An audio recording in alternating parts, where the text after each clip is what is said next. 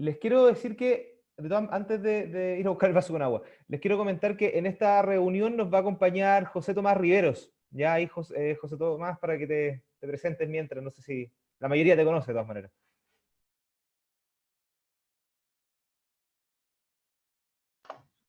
Ahí estamos. Gracias, Nico. ¿Cómo están? Sí, yo voy a acompañar hoy día a Nico. Varios me conocen, son clientes míos. Los demás, me presento, soy José Tomás. Trabajo con Nicolás. Ahí vamos a comentar también el dólar peso, que vi que a varios también le interesa. Bueno, el oro también vamos a ir comentándolo. Y vamos a ir viendo un poco lo que pasó la semana y también cómo vamos a esperar la próxima semana. Entonces, ver un poco lo que se nos viene en la presentación y lo mismo que dijo Nicolás. Ideal que tengan algún cuaderno, algún lápiz para ir anotando algunos tips y la idea es ir haciendo esto como ha sido toda la semana, súper relajado, ir comentando, ir mostrando distintas perspectivas y así vamos viendo distintas visiones que son los entretenidos de los mercados, ir viendo distintas visiones y cómo ir aprovechando oportunidades. Así que ahí le doy el pase a Nico para que vayamos avanzando. Oye, sí, es súper importante eso. La idea de esto de juntarnos los viernes en la tarde, la verdad es que es para hacer esto mucho más entretenido, que ustedes puedan opinar y va a depender de nosotros, al final de todos los que estamos conectados, la calidad que le vamos a dar a este resumen de la semana. Y no hay preguntas malas, acá yo sé que habemos de todos los niveles, personas que saben mucho, que están en un nivel intermedio, algunas que saben menos. La idea es que justamente vayamos resolviendo, ojalá, las dudas de todos. Y bueno, si queda alguna pendiente por ahí, la podemos ir revisando más adelante, pero la idea es abarcar todos los niveles de trading. Y por otro lado, decir, antes de partir, que creo que es súper importante, que tanto yo como José, todo lo que podamos decir en la presentación, nosotros no somos dueños de la verdad, eso yo se lo he dicho muchas veces. Acá, obviamente, el mercado genera que haya muchas opiniones válidas, que haya muchos argumentos que sean bastante interesantes de analizar. Y lo que ocurra acá, lo que hablemos, es solamente mi visión y la visión de Joseto, y no tiene por qué ser de repente la visión de ustedes. Y por lo mismo, si no están de acuerdo con nosotros, levanten la mano, digan su opinión, activan el micrófono, lo escriben por el chat, y la idea es justamente que sea algo recíproco y nos vayamos retroalimentando de información y noticias. Ya, así que partamos nomás, José. Ni un problema, apartado Nico. Y un poco también para complementar lo último que dijiste, distintas visiones también nos van dando distintos argumentos y nos dan más material para ir viendo distintas cosas y poder ir tomando distintas perspectivas y ir viendo cómo se puede ir moviendo el mercado. Así que bienvenida a las distintas visiones que pueden ir dándonos y empecemos.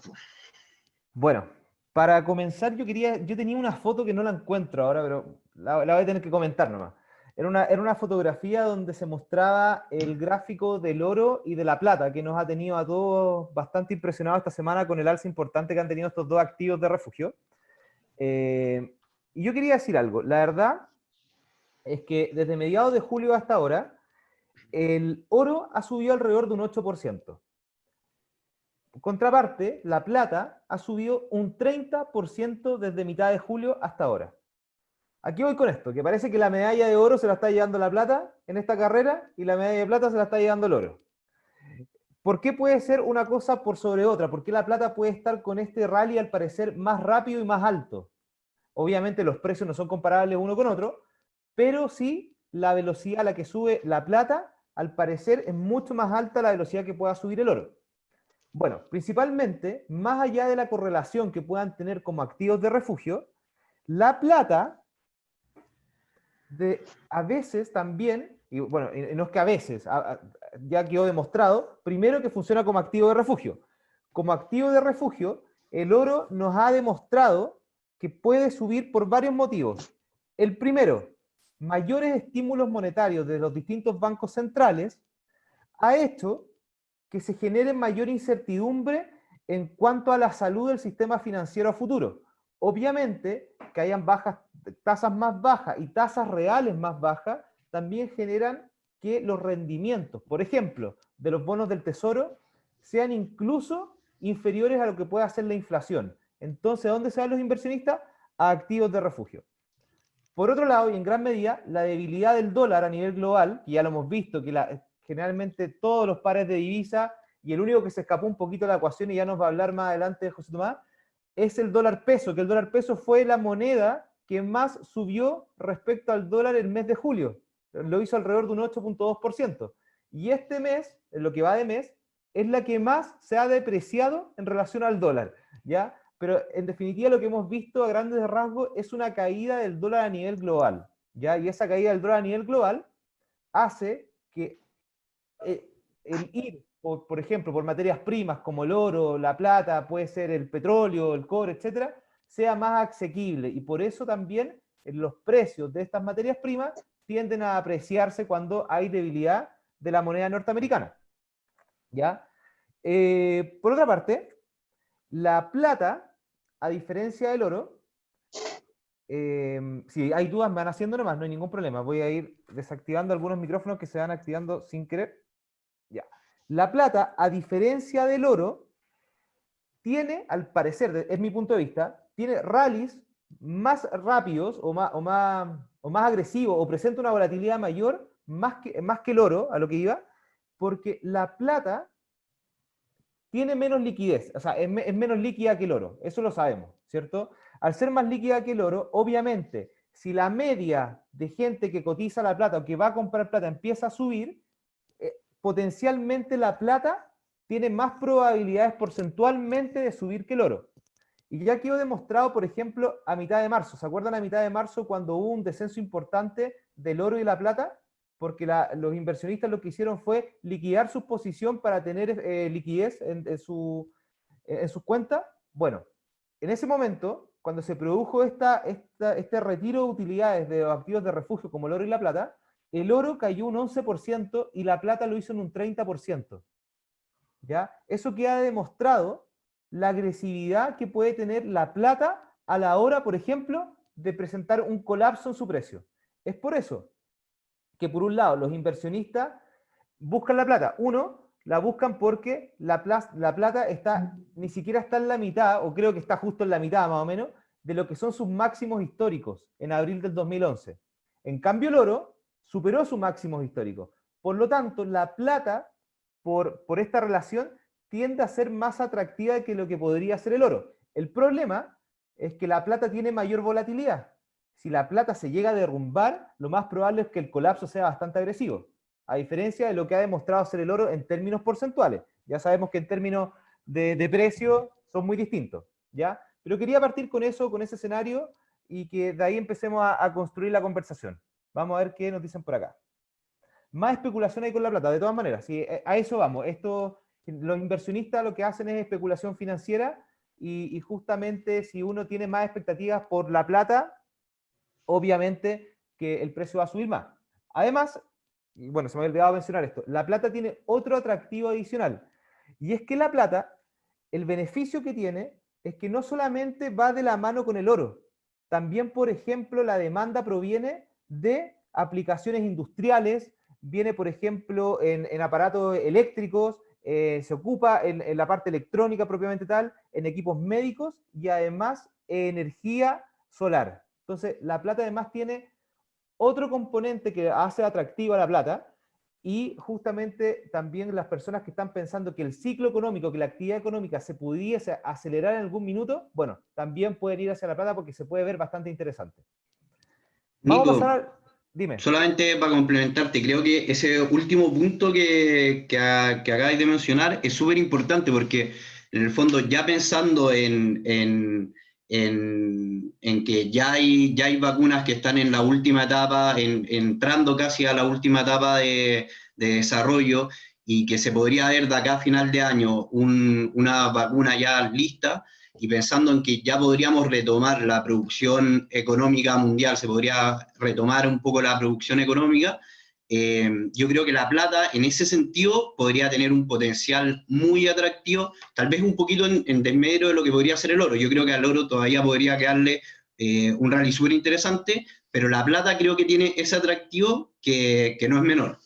Sí, estoy de acuerdo contigo. No, qué bueno que tocaste el tema, pero efectivamente, como dice Joseto, la plata tiene ese atractivo también que es justamente demandado de algunas industrias importantes y sobre todo industrias que podrían de repente ser el cambio. Por ejemplo, la industria electrónica puede ser el cambio, los autos eléctricos, por ejemplo, o la energía renovable, que dependen, por ejemplo, de energía solar, pueden ser el cambio a otras energías y puede haber mayor demanda proveniente de esas industrias.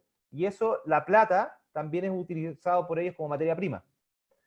Me preguntan acá, vamos a ver las preguntas al tiro. ¿El crecimiento de China le pega a la plata igual que al cobre? Mira, tienes que considerar que siempre las buenas noticias, ya sea de crecimiento económico, etcétera, hay que evaluarla justamente en la medida de qué activo le va pegando. Si nosotros vemos el crecimiento, no pensemos en el crecimiento de China, porque si crece China es una buena noticia en general para el mundo. Si crece China y crece el mundo, lo que ocurre es que activos primero, como el cobre y como el petróleo, tienden a apreciarse porque son activos y commodities propiamente tal, que están muy relacionados al ciclo económico mundial. ¿Ya? Si crece China, China demanda más cobre, en general en el mundo se demanda más petróleo, y ese aumento en la demanda por estos commodities tiende a apreciar al precio del commodity que estamos hablando. En cuanto a la plata y al oro, mira, va a depender, porque ya hemos visto que el principal incentivo que tiene la plata y el oro en este minuto es que son activos de refugio. ¿Ya? O sea, al ser activos de refugio, los inversionistas salen de activos más riesgosos y se van, por ejemplo, al oro, la plata, el yen japonés, y ya vamos a hablar un poquito del Bitcoin, que al parecer es como el oro digital. Pero en definitiva lo que voy con esto es que si está creciendo China y está creciendo el mundo, ojo con los activos de refugio que podrían demostrar ciertas correcciones, que ya lo vimos esta semana. O sea, esta semana vimos una caída importante en el oro, había llegado a los 2000 y tantos, 2070, 2072 dólares, y tiende una caída más o menos relevante, justamente asociada al conocimiento de avances en vacunas importantes en distintos países. Me pregunta indicador para medir la volatilidad, ATR, bien José Luis Muñoz. El ATR es el indicador por excelencia de volatilidad. Te dice en promedio cuánto se mueve un activo en una cierta cantidad de días, o periodos, o horas, según lo. Vamos a pasar al gráfico para ver justamente lo del oro, Hugo. ¿Ya? Voy a compartir mi pantalla con el gráfico. Vamos a ir a la plataforma. Ya. Vamos a partir por la renta variable. Vamos a ir en orden para que vayamos contextualizando de a poco. ¿Ya? Acá me dice Hugo, ¿cómo se explica ese movimiento en que la plata sigue exactamente al oro? Si el oro sube, la plata sube y viceversa. Es un seguimiento casi milimétrico. ¿Significa que los inversionistas que compran oro también compran plata al mismo tiempo? Buena pregunta, ahí lo vamos a ir revisando, ¿ya? Pero cuando veamos el oro y la plata, cuando pasemos al gráfico probablemente tal, lo vamos a responder. ¿Se puede invertir en el ATR? ¿Cómo se puede? O sea, no, porque el ATR no es un activo, el ATR es un indicador, ¿ya? Pensé que rompería los 1940 para ir a 1980 el oro. Ahí vamos a ver. Ya. Partamos por el S&P 500. Acá tenemos la renta variable norteamericana. La verdad es que la renta variable norteamericana, al parecer, como que no le hizo efecto mucho lo del coronavirus, porque hemos visto que viene un rally alcista pese a la mayor cantidad de contagios en Estados Unidos, pese al nuevo auge de contagios en Europa. Ya hemos visto, por ejemplo, hoy día se conoció que Reino Unido le pide a Francia y a Países Bajos que para entrar a Reino Unido tienen que entrar en un proceso de cuarentena antes de ingresar al país, por la cantidad de contagios que se están conociendo, sobre todo en Francia. Hoy día vimos que se conocieron 3.000 contagiados más en España, 6.000 contagiados en Florida. O sea, tenemos un aumento en la cantidad de contagios bastante importante. Y ya Sudamérica superó a la cantidad de contagios, eso es lo que se conoció hoy día, en la cantidad de contagios que vendría siendo Estados Unidos. Y tenemos, por ejemplo, Colombia con muchos casos, Brasil con una cantidad de casos impresionante, y no se entiende cómo, pese a la cantidad de contagios y el aumento de casos en Brasil, Bolsonaro tiene récord en aprobación desde que fue elegido presidente. Bueno, cosas de la gente del mercado que de repente cuesta un poquito entender. Buena, Joseto. Joseto ahí compartió en el chat una playlist de indicadores técnicos que pueden revisar para que lo vayan monitoreando. Bueno, pero vamos al S&P 500, que es lo que nos convoca. Renta variable en Estados Unidos. ¿Qué ha estado haciendo subir a la renta variable? Principalmente los estímulos que vienen tanto del gobierno como de la Reserva Federal en Estados Unidos. estos estímulos que hacen, y les voy a comentar un artículo que salió en el Diario Financiero, no me acuerdo si fue en el de ayer o en el de antes de ayer, pero si pueden acceder a ese artículo en el Diario Financiero digital,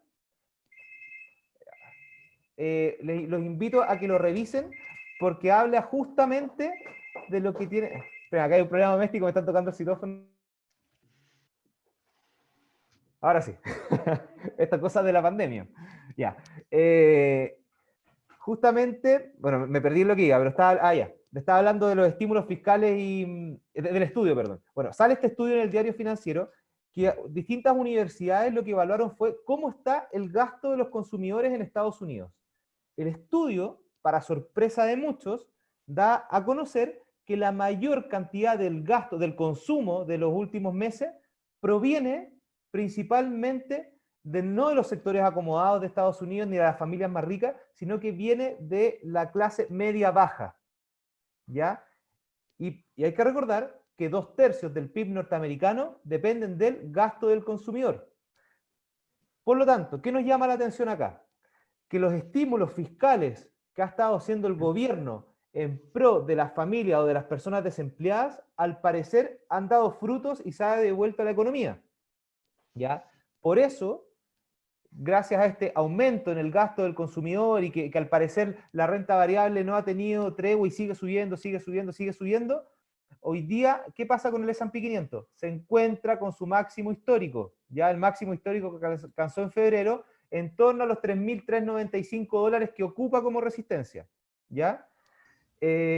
Junto con esto, vemos que el S&P 500 viene mostrando este canal alcista, y ojo, ya lo expliqué una vez y lo voy a volver a explicar para que quede súper claro esto.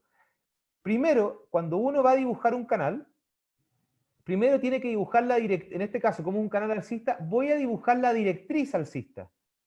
Y la directriz alcista yo la hago uniendo los mínimos del precio. Acá tenemos un mínimo, dos mínimos y tres mínimos de esta tendencia más a largo plazo, ¿cierto? Una vez que yo uno los mínimos, no es llegar y trazar una línea uniendo los máximos y para ver si se juntan y ver si logro formar un canal. No, no se hace de esa forma. Lo que hago yo es doble clic en la directriz alcista, aprieto la tecla control en mi teclado y copio y pego esta línea a ver si los máximos también unen sus puntos. De esa forma, yo conformo un canal, en este caso alcista. ¿Ya? Vamos a ver algunas preguntas que hay por acá. Ya. Quería comentar algo.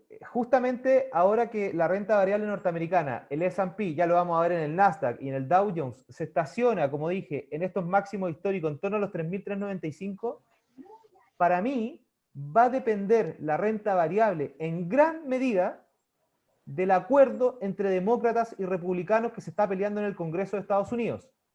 ¿Qué están peleando? Principalmente, Estados Unidos llevaba un estímulo fiscal para las familias de la gente que ha quedado sin empleo, donde le estaba dando semanalmente $600 a cada persona desempleada. ¿Qué ocurre? Que los republicanos dicen, perfecto, este estímulo que nosotros habíamos dicho duraba hasta el 31 de agosto. Perdón, hasta el 31 de julio, hasta el 31 de julio. El 31 de julio las familias dejaron de recibir ese estímulo fiscal de $600 semanales. Los demócratas le dicen a los republicanos, ojo, mantengamos esto para que el nivel de las familias se pueda hacer sostenible en el tiempo pese a esta crisis por el coronavirus. Pero los republicanos dicen, acortemos este estímulo en $200, bajémoslo a 1/3 de lo que estábamos dando, porque la economía igual está mostrando luces de una posible recuperación. Y ahí hay una pelea bastante grande entre demócratas y republicanos que incluso no pudieron llegar a acuerdo. Por lo tanto, mientras no llegan a un acuerdo, y como ya dije anteriormente, hay un estudio que ya sustenta que la clase media, baja, pongamos el ciudadano promedio en Estados Unidos, son los que están estimulando mayormente el consumo. Si es que no le está llegando dinero al hogar a las personas que han perdido empleo, el consumo en Estados Unidos baja. Y eso obviamente atenta contra la economía y atenta contra la renta variable principalmente. Y para mí, si no se aprueba este acuerdo entre demócratas y republicanos, podríamos ver debilidad en la renta variable norteamericana. ¿Ya? Así que ojo con esto, con esta noticia que hay que estar siguiendo porque va a ser una de las noticias que va a marcar la pauta en el mercado. No sé, Joseto, si tenía algún comentario. No, estoy totalmente de acuerdo contigo. Creo que es súper importante y que también hay que estar muy atento para la próxima semana también para poder estar dentro del mercado. Sí, súper bien. Hay que, siguiendo la tónica, aquí me dicen, me siento como en un domingo. Bueno, por suerte es viernes y tenemos algunos días de descanso. Bueno, comentar alguna cosita, ya que dije que íbamos a estar en línea con los domingos. Para mí, ¿qué haría yo? Si el día domingo, recuerden, el S&P 500 abre a las 8 de la tarde el día domingo. Si el S&P 500 abre por debajo de los 3.390, pongámosle 3.370, hoy día cerró en los 3.371,52, pongámosle que abre en los 3.368. Yo privilegiaría posiciones vendedoras, pero ¿qué nivel yo podría ir a buscar? En primera instancia, obviamente no me está dando mucho margen para ir a buscar, porque yo pienso que podría ir a buscar esta antigua resistencia, que es en torno a los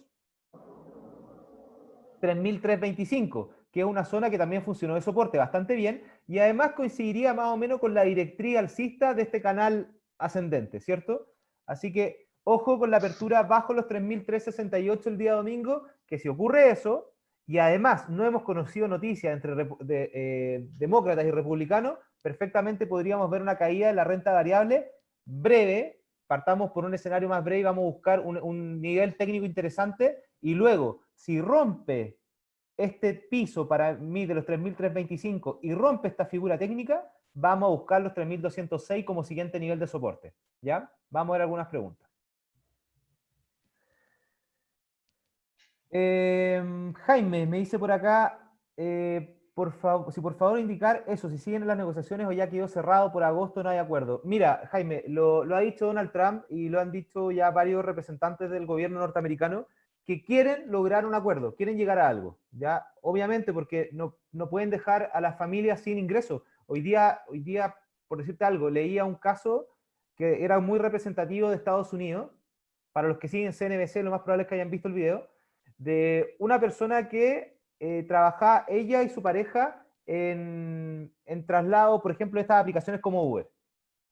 Ellos recibían $1.200, creo, imagínate, $1.200 al mes, $1.200 cada 15 días, algo por ahí era, pero el punto es que estas personas dejaron de recibir esto y además dejaron de recibir desde el 31 de julio los ingresos que le estaba dando el gobierno por estos estímulos fiscales. Esta familia, en gran medida, y era representativa de muchas familias en Estados Unidos, millones y millones de personas, no estaban pudiendo pagar su alquiler y estaban siendo trasladadas hacia otros lugares donde pudieran, por ejemplo, ser acogidos o incluso hay muchas personas que están saliendo de Estados Unidos a Canadá y ya se está conociendo, hoy día se conoce una noticia, que Canadá está poniendo grandes barreras a los que provienen de Estados Unidos porque dicen que van a llevar el coronavirus a Canadá, que en teoría debiese estar ya más controlado. Estos comentarios presuponen una apertura al alza de renta variable el lunes. Mira, Servando, solo si es que llegan a un acuerdo el fin de semana, yo te diría que me la juego, ojo, en mi opinión, no es que vaya a ser la verdad, si es que llegan a un acuerdo, yo creo que la renta variable puede ser se puede ver muy beneficiada. Si es que no hay acuerdo, mira, pongamos los dos escenarios, no hay acuerdo, no llegan a un acuerdo definitivo. Yo creo que eso va a ir en contra de la renta variable norteamericana, por lo tanto podríamos ver una caída en el S&P. Si es que hay un acuerdo, podríamos ver impulsos mayores en el S&P y la renta variable, ir en búsqueda de nuevos máximos, ¿ya? Vamos por ahí a ver si... Por ende, este acuerdo fortalecería el dólar, me dice Héctor. Buen comentario, ahí lo vamos a revisar cuando veamos el dólar, pero estoy en algo de acuerdo contigo. Javier Cartes, ¿hay alguna fecha del calendario económico que está afectado por esta noticia? No hay calendario económico para esta noticia porque es un acuerdo que se está peleando día a día. Me dicen acá, en Canadá el coronavirus está muy bien controlado, por eso mantienen fronteras cerradas. Gracias, sí. Yo también había leído lo mismo, que de hecho Canadá está saliendo muy bien de esto. Revisar el VIX sería útil en este momento de mercado. para intentar identificar su tendencia. Mira, el VIX, voy a silenciar a Oscar que se activó el micrófono. Ahí sí. El VIX, para que ustedes sepan, es el índice del miedo. Ya representa las órdenes put o órdenes de venta del S&P 500. Por lo tanto, si es que vemos una renta variable que está subiendo, lo más probable es que el VIX esté en descenso, ¿cierto? Cuando la renta variable empieza a caer, el VIX, que es el índice del miedo, lo más probable es que empiece a subir. Así que sí, de todas maneras puede ser una observación importante el VIX. Principalmente yo me guío más por la renta variable, si al final son contrapartes. Ya, vamos a seguir. Sigamos con otro activo. Vamos a ver el Nasdaq, las tecnológicas, ¿cómo andan? Si se fijan, muy similar el movimiento a lo que viene haciendo el S&P 500, también queda estacionado como en este máximo histórico en torno a los 11.273 puntos.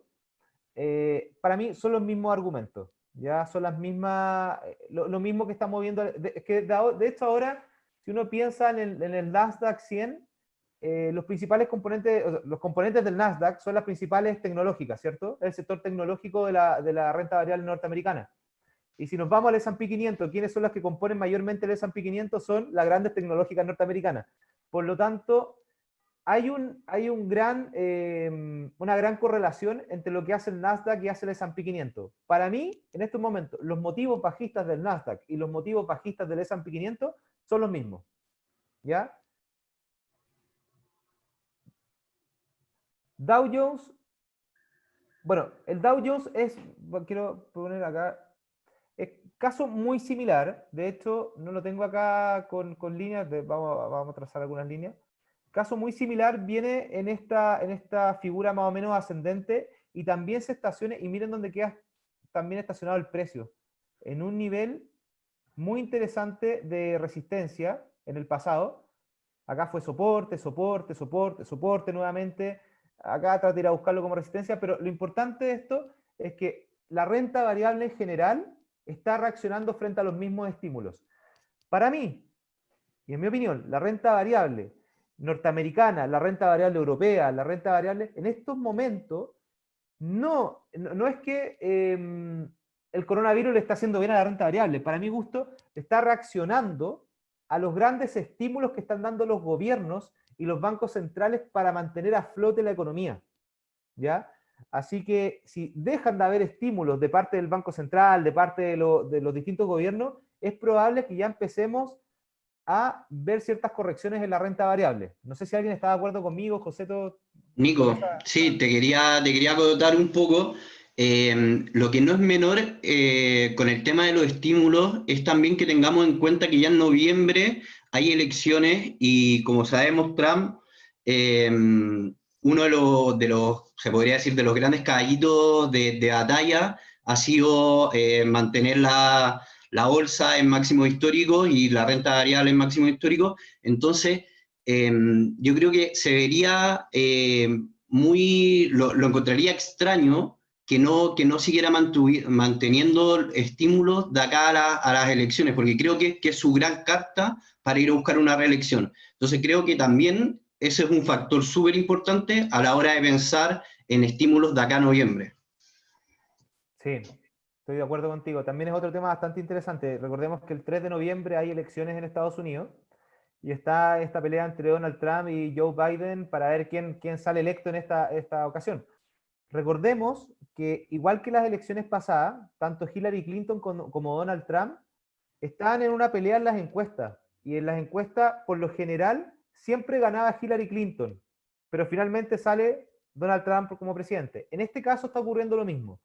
Las encuestas las está liderando principalmente Joe Biden y Donald Trump está unos puntos más abajo. De hecho, era un 48 versus un 42% lo último que revisé. Pero acá lo que dice José es súper importante porque obviamente el Partido Republicano se asocia más a un pro-mercado, mientras que el Partido Demócrata está más, por ejemplo, por poner un ejemplo bien práctico, Joe Biden ahora nombra como supuesta vicepresidenta, así que él sale electo, a esta niña Harris, que es una abogada de 55 años. Ella, en varias declaraciones, ha sido, por ejemplo, pro de subirle los impuestos a las empresas, ha sido pro, por ejemplo, de lo que tiene que ver con el matrimonio igualitario, de la parte racial. Entonces, por un lado, ganó muchos adherentes Joe Biden, por el lado de las personas que obviamente están, y sobre todo ahora las manifestaciones en Estados Unidos por temas raciales, por ese lado ganó mucho Joe Biden. Además, que Harris es una persona más centralizada que más hacia la izquierda. Ya tiene un pensamiento muy centralizado, lo que le dio ganar más adherentes a Joe Biden que antes no tenía. Así que Donald Trump, obviamente, yo creo que va a ocupar todas sus fichas en lo que dice Joseto, en tratar de estimular lo que tiene que ver con el mercado y tirar para arriba lo que es la renta variable. Así que, de todas maneras, es un punto ahí. Y lo último que acotar es lo que acabáis de mencionar, Nico, el tema de los impuestos. O sea, imagínense que si sale un candidato que ya te está hablando de subir impuestos, lógicamente eso no va a jugar a favor de la renta variable. Entonces, cualquier encuesta que esté más en contra de Trump, en el fondo también podría jugar en contra también de la renta variable, un poco en mi perspectiva, lógicamente, pero esos son esos dos factores, un poco los estímulos que podría seguir teniendo Estados Unidos y también el tema de las elecciones. Sí, es importante. Y lo otro importante, que bueno que tocaste el tema de la encuesta, es que en Estados Unidos las elecciones funcionan un poco distinto a cómo funciona, por ejemplo, en Chile o en otras partes del mundo. En Estados Unidos, no porque tú tengas mayor cantidad de votos, significa que vas a ganar las elecciones. Porque cada estado, de hecho se llaman estados péndulos, los estados más importantes que te ponderan más a la hora de contar los votos. ¿Ya? De hecho, cuando salió Hillary Clinton por cantidad de votos, creo que ganó por alrededor de 3 millones de votos. Pero los estados péndulos, que le llaman ellos, favorecieron más a Donald Trump. Entonces, cuando se vea una encuesta, hay que ver en Estados Unidos, siempre el titular es Joe Biden va liderando las encuestas por sobre Donald Trump por un cierto porcentaje, una gran mayoría. ¿Ya? Lo importante es ver el desglose de esa encuesta para ver qué estados están más a favor de Joe Biden o de Donald Trump, porque eso igual puede tener ciertos matices. Funciona un poco como tema de colegiatura, no sé cómo se llama el tema, tiene un nombre en particular, no sé si alguien tiene conocimiento de eso. Exacto, Nico, Claro, allá estoy eligen elecciones totalmente de por acuerdo estado. contigo.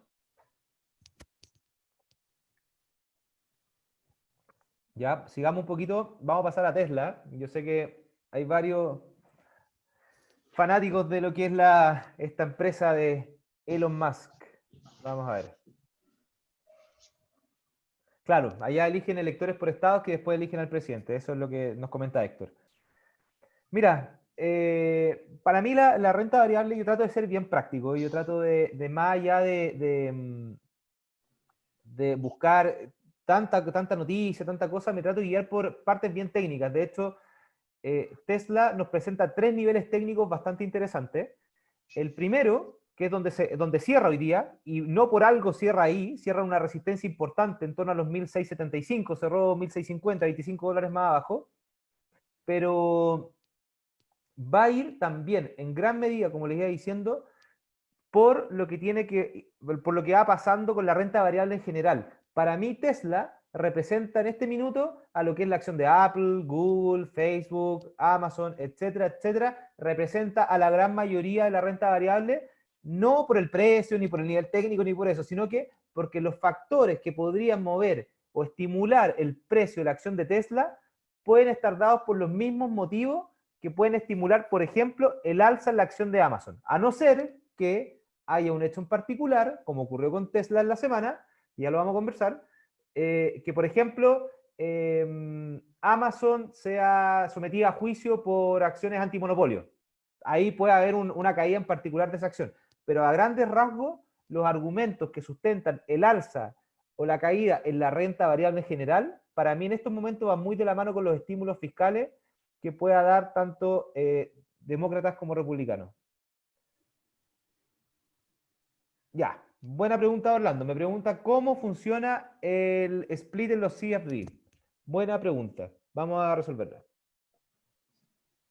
Bueno, primero, hay que poner encima de la mesa qué es un split. El split se conoce como el desdoblamiento de acciones. En definitiva, lo que hacen es que si una acción vale $100 y yo le hago un split de 2 a 1, voy a generar, en vez de una acción de $100, voy a generar 2 acciones de $50 cada una. ¿Ya? En el caso de Tesla, por ejemplo, van a hacer un split de 5 a 1. Para hacer la matemática bien fácil, imaginémonos que Tesla está en los $1.500.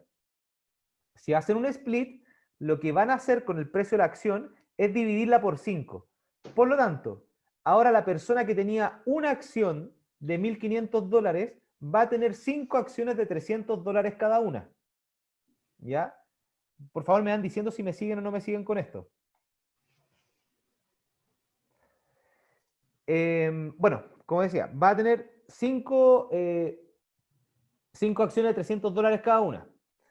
Por lo tanto, ¿qué piensa el mercado? ¿Qué hay detrás de esto? ¿Es una buena señal, un split o una mala señal? ¿Qué piensan ustedes? Ahí vayan comentándome. Va súper claro, está claro, genial. Tú, José, Yo ¿qué no voy a piensas? comentar, voy a dejar ahí que comenten los demás. Para los retails, buena señal. Yo creo que es bueno, dice Pablo. Mira, sí, estoy de acuerdo con Pablo. ¿Tú qué pensáis, José? Yo creo que es una muy buena señal porque al final la finalidad de un split, tengo entendido que es en el fondo, hacen esta división para en el fondo se genere más liquidez y termina generando más capital en el fondo para la empresa. Por el fondo se hace más accesible. Sí, eso uno. Entonces, por eso creo que es una muy buena señal. Pero, ¿sabes qué? Yo el otro día, yo también creo que es una muy buena señal. Y el otro día leí un comentario de un analista, creo que fue en Investing por ahí, pero a lo que iba este tipo, y estoy muy de acuerdo con él, cuando se hace un split, si uno piensa, una empresa es un split, ¿por qué hace un split? Porque el precio de la acción está muy alto y tenemos que dividir la acción para hacerlas más accesibles, como están diciendo todos ustedes. Por lo tanto, obviamente eso es una señal positiva ya para el mercado, porque si tú te enteras que una acción hizo split, significa que la empresa va muy bien, porque por algo lo hizo. Lo otro, también da más acceso al inversionista retail, ¿ya? A las personas, al ciudadano común. Da más acceso porque baja el precio de la acción. Que me la juegue con Tesla, me la voy a jugar con Tesla. Ya. Baja el precio de la acción, ¿cierto? ¿Qué ocurre en los CFD? ¿Y qué ocurre en las cuentas de ustedes que están transando Tesla? Eso es lo que les voy a explicar ahora. Ya. Si ustedes, por ejemplo, tienen un 0,5 en Tesla, perdón, un 0,1, déjenme explicarme bien.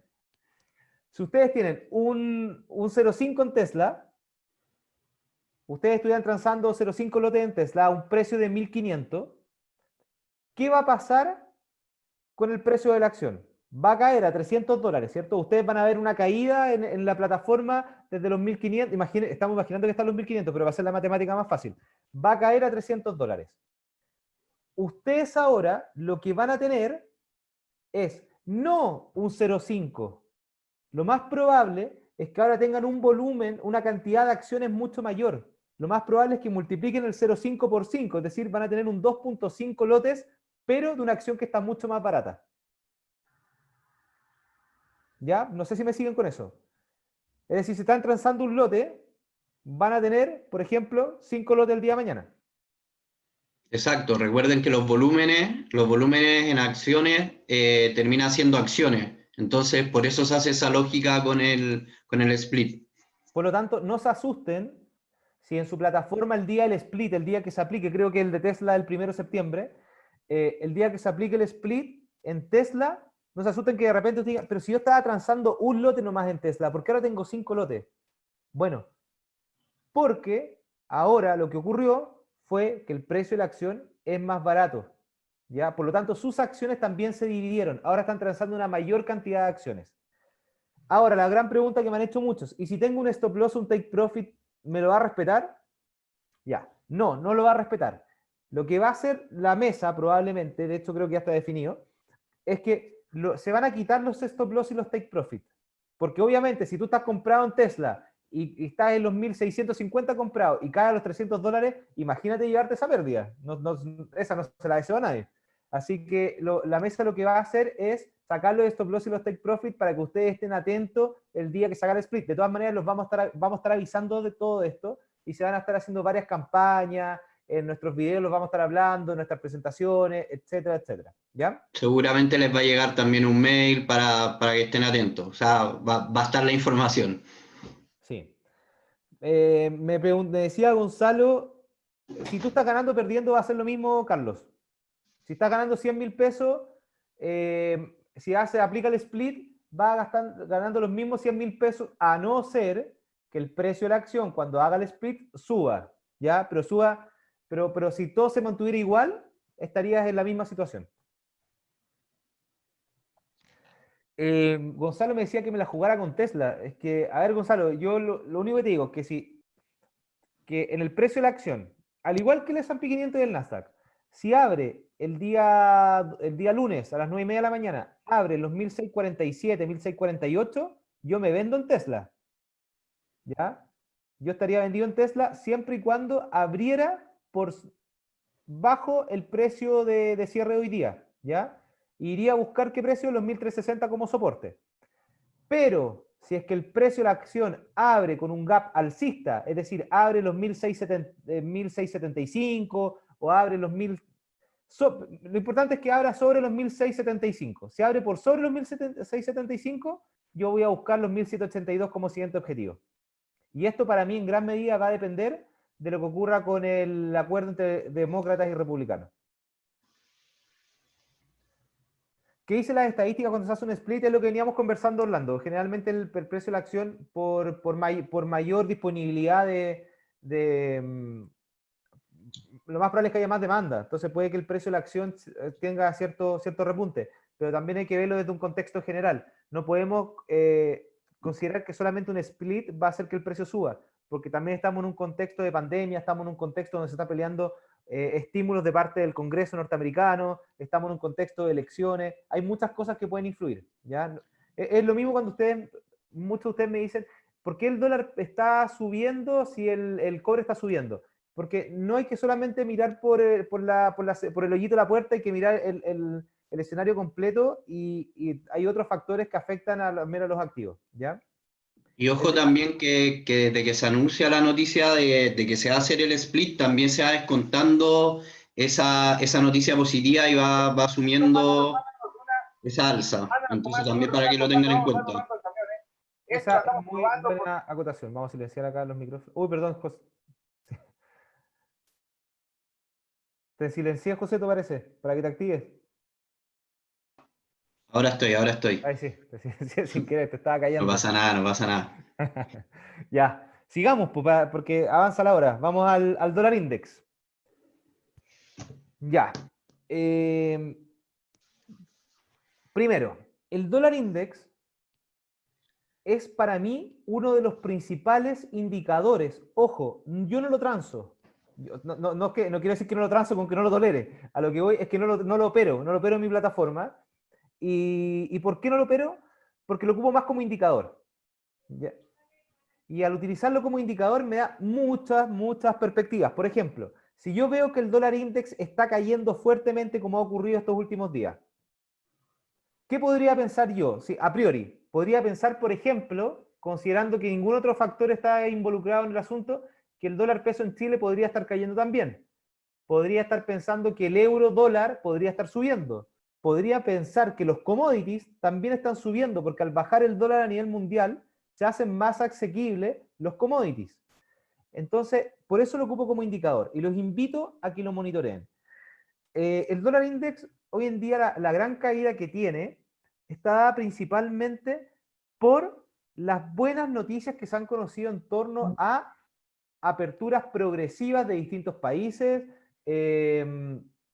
por ejemplo, vamos a ver una pregunta que hay acá, antes de seguir.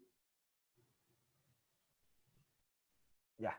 De ahí vamos, el valor premercado, después lo conversamos, pero lo vamos a abordar, ¿ya?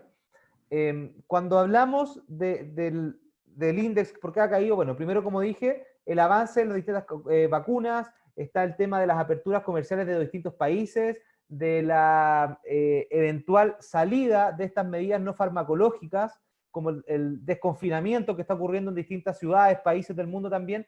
Todo esto lo que hace es que los inversionistas salgan de activos de refugio y también vayan hacia activos más riesgosos, como pueden ser, por ejemplo, las acciones, la renta variable en general.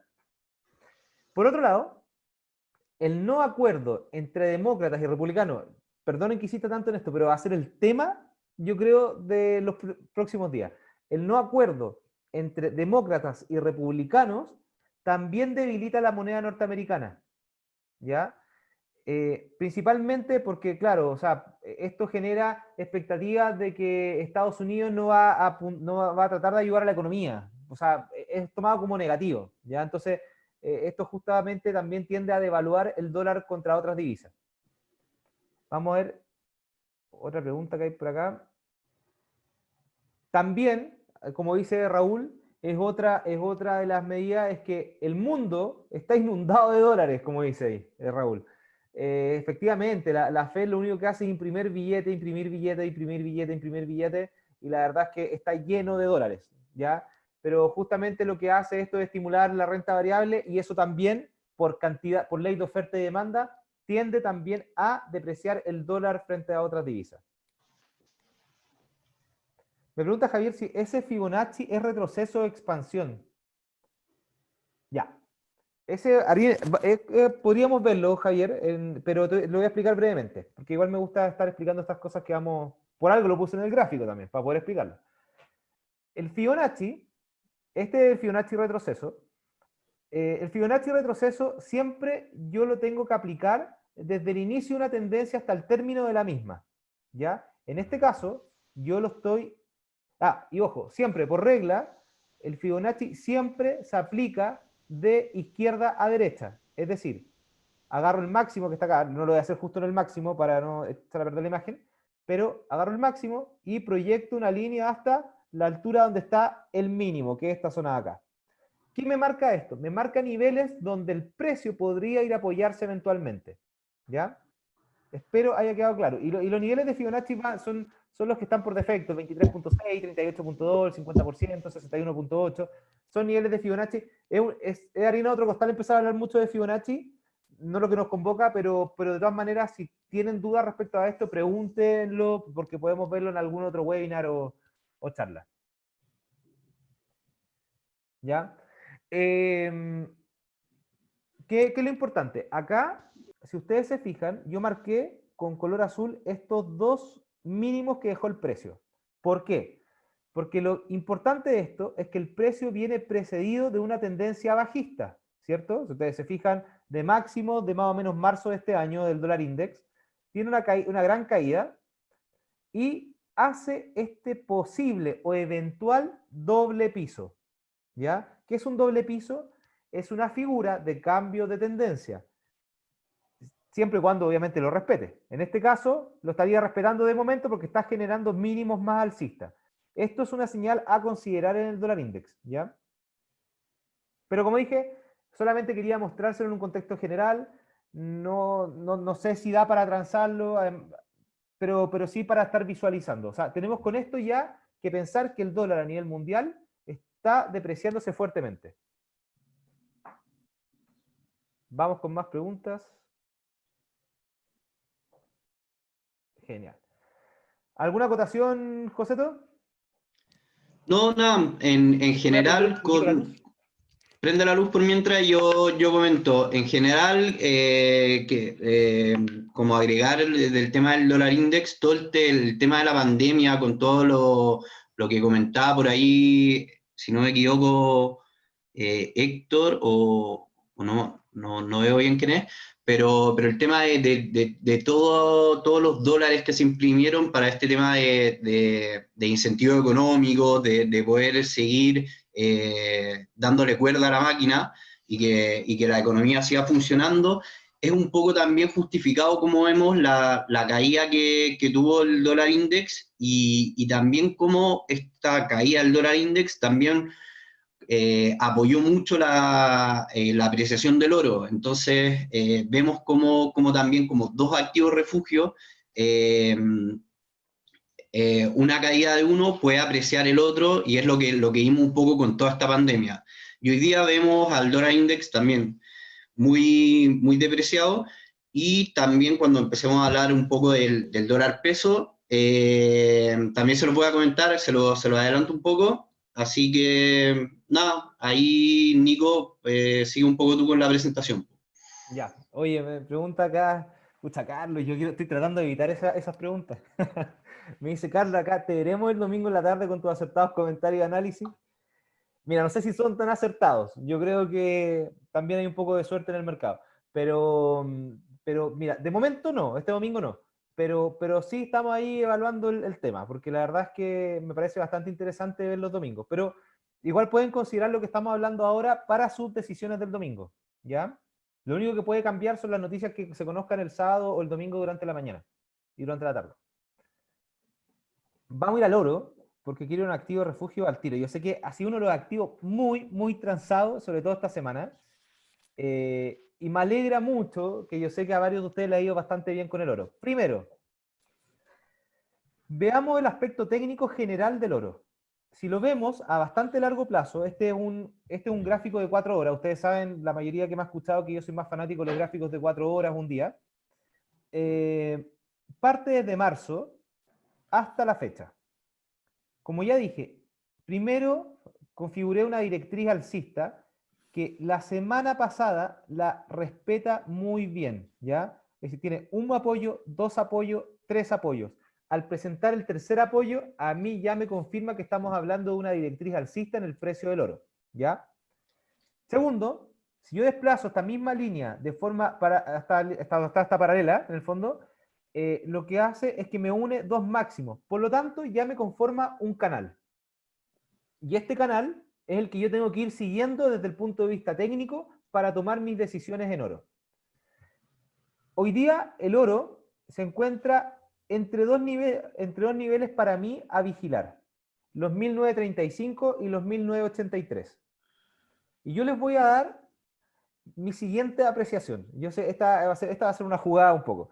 Yo creo que el oro va a seguir su camino ascendente. No me extrañaría ver al oro de nuevo en los $2.000. ¿Ya? ¿Por qué? Primero, tasas bajas en el mundo. ¿Qué ocurre con esto?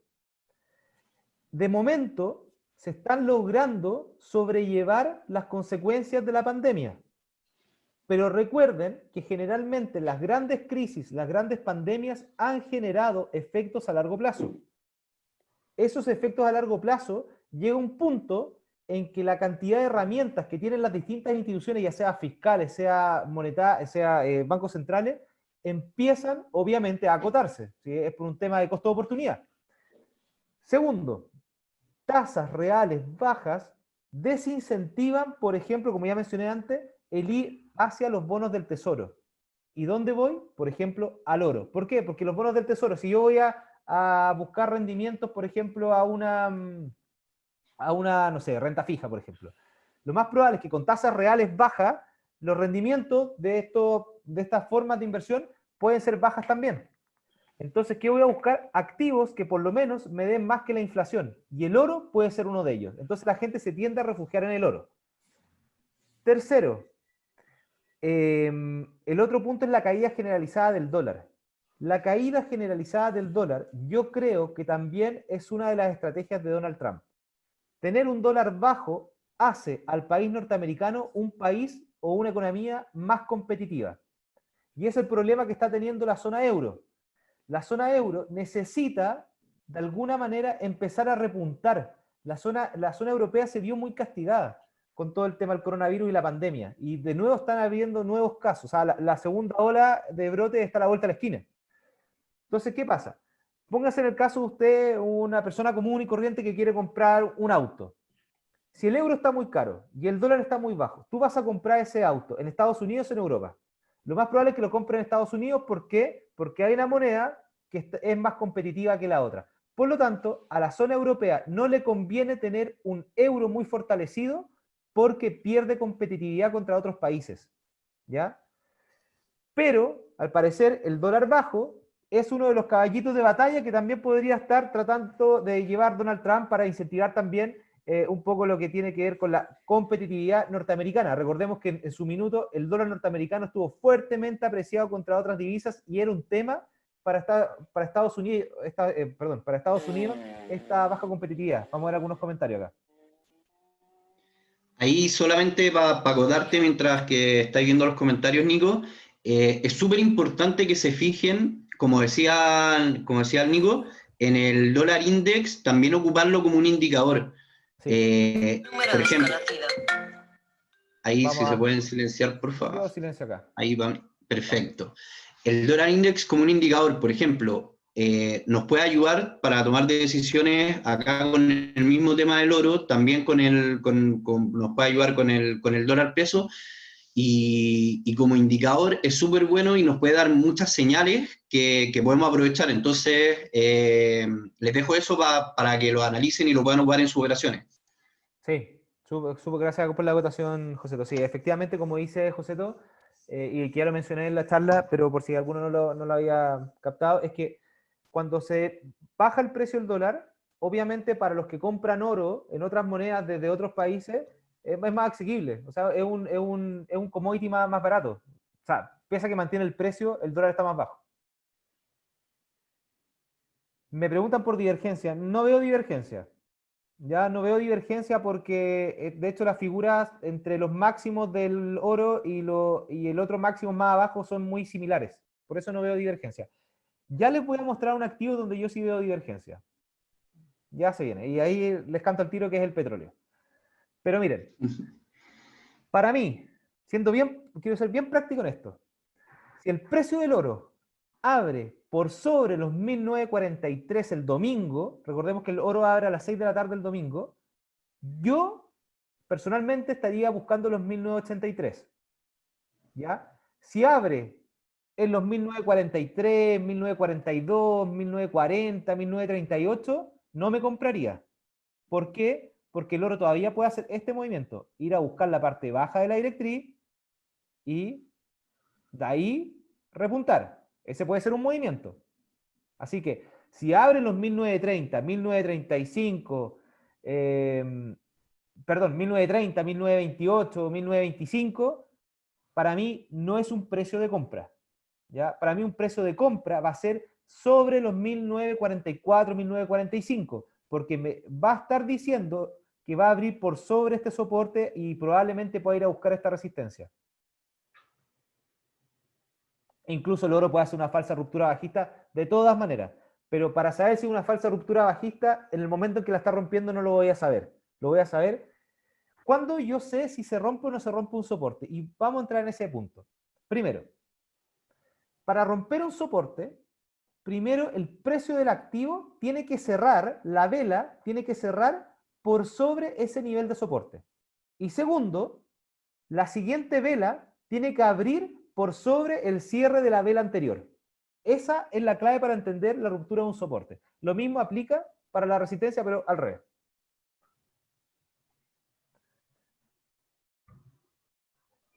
Bueno, otra, acá, ¿qué me dice? El oro no ha roto el retroceso 61.8 de la caída, como para pensar que está alcista. La plata sí lo hizo, está más alcista. Va a depender, sí, es que claramente la plata tenía un rally más alcista, ya lo conversamos al principio, que efectivamente la plata, para mi gusto, para un inversionista, es más atractiva porque todavía ni siquiera, ahí la vamos a ver la plata, pero no lleva ni siquiera la mitad del impulso de sus máximos. En cambio, el oro estamos hablando que está en máximo. Nivel de RSI en el oro. Acá Jaime, a ver, perdón, voy a ver en orden con las preguntas porque me estoy saltando algunas. Me dice Jaime dice, por esa clave de la ruptura, ¿en qué temporalidad, Ignacio, te refieres a Nicolás?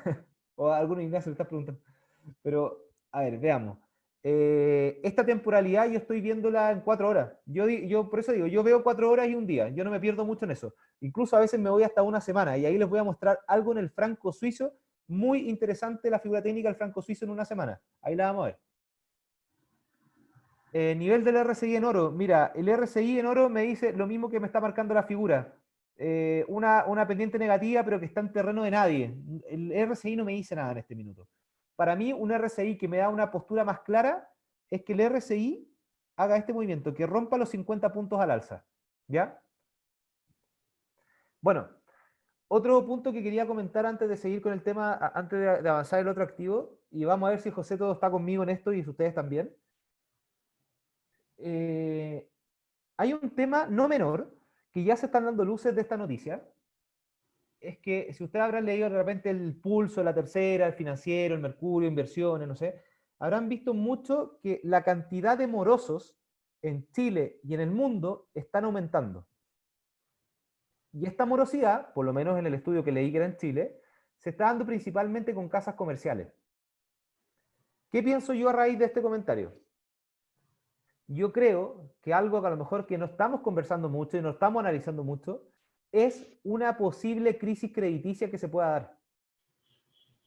Recordemos que a lo más probable es que ustedes tengan pymes y les haya pasado, muchos están accediendo a ciertos créditos por ciertos convenios, etcétera, que puedan tener, pero hay facilidad de crédito, ¿ya? Hay crédito muy barato y se está dando crédito sobre todo para solventar y hacer más sustentable el trabajo de las pymes. ¿Qué ocurre? Que muchas de las pymes que están recibiendo estos créditos la están utilizando para pagar los sueldos. Por decir algo, el otro día conversaba con alguien que pidió un crédito de 30 millones de pesos y lo está ocupando para pagar sueldos o para sostener su negocio, las cuentas que tiene que pagar, etcétera, etcétera. Compromiso con proveedores, lo que sea.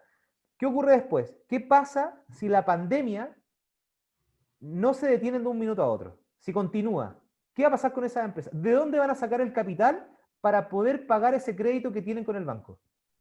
O ustedes mismos, que pueden estar accediendo de repente a créditos de consumo, y si uno se mete a la página del banco, los créditos de consumo se los están preaprobando todos. Uno ve crédito de consumo, ya pidió crédito de consumo, pero si la pandemia continúa, si la cantidad de empleos se siguen perdiendo, ¿quién va a sustentar esos créditos, esos pagos de créditos que estamos pidiendo? Yo estoy de acuerdo contigo, Nico, y es un tema súper importante, y no solamente por el tema de las pymes con el pago de sueldo, sino porque también hay muchas pymes bueno, tal vez hoy día se están moviendo un poco más, pero hay muchas pymes que estuvieron varios meses que estuvieron paradas y prácticamente con esos créditos pagaban sueldos, pagaban tal vez a algunos proveedores, pero no producían mucho.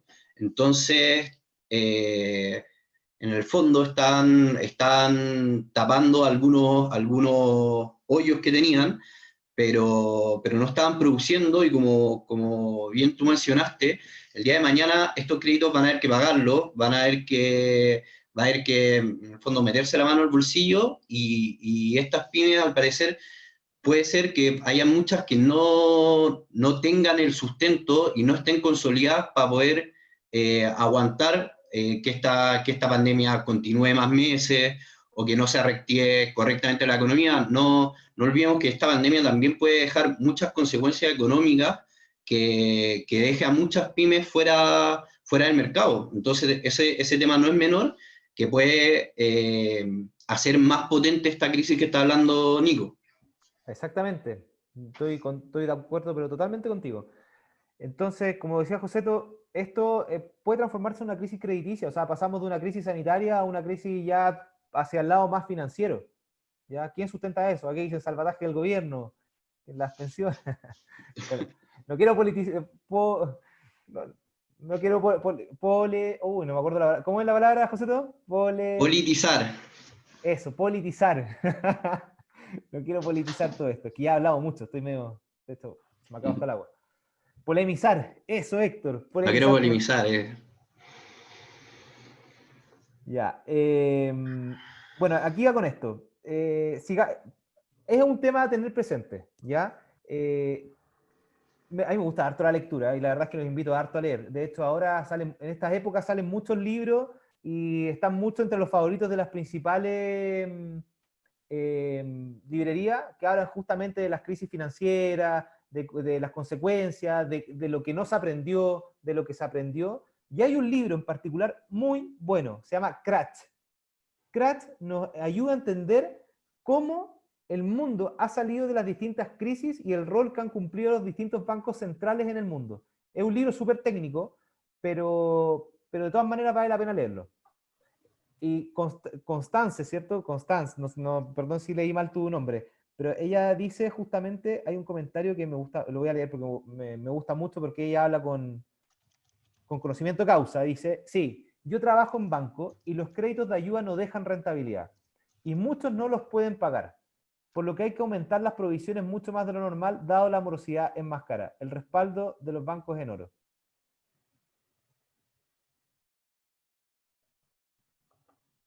Sí, lo voy a escribir. Cuando le toque a Joseto, yo iré a buscar, de hecho, un pantallazo del libro para mandarlo por acá. Buenísimo. Bueno, eso con el oro. Espero les haya quedado claro mi postura. Yo sigo siendo alcista. De todas maneras, operar oro, por favor, stop loss y take profit, porque, bueno, en todos los activos, en verdad. Pero stop loss y take profit en el oro, sobre todo, porque hay mucha volatilidad. Hay mucha volatilidad, ¿ya? Y ahí aprovechando que el Nico le dio esos tips, le aprovecho de decir también que con el oro y con lo fuerte que se mueve, tengan súper harto cuidado con el tipo de cuenta que tienen y respeten también no sé si le han comentado o han tenido alguna charla de Money and Risk Management, respeten su regla del 2%, respeten su ratio RR, fíjense mucho en los soportes y resistencia, es clave para poder mantener una cuenta y una estrategia de trading sana. Si necesitan en el fondo alguna asesoría de ese tipo, hablen con sus ejecutivos para que los ayuden a gestionar ese tipo de estrategia de riesgo, porque sirve mucho, sobre todo en este tipo de activos que se mueven muy agresivamente. Entonces, tengan ojo a la hora de operar con ese tipo de cosas y cualquier cosa nosotros estamos acá para ayudarlos.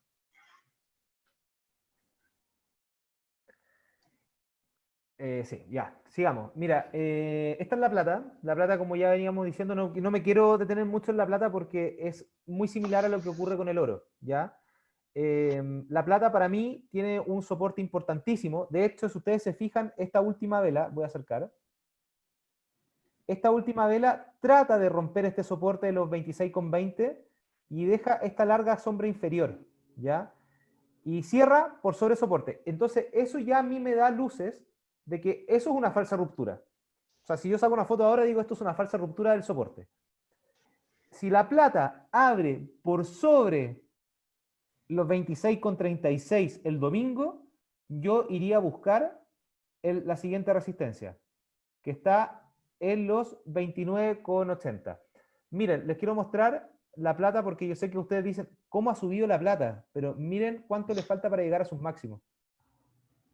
O sea, la plata no está ni en el 50% todavía de todo lo que tiene para poder subir.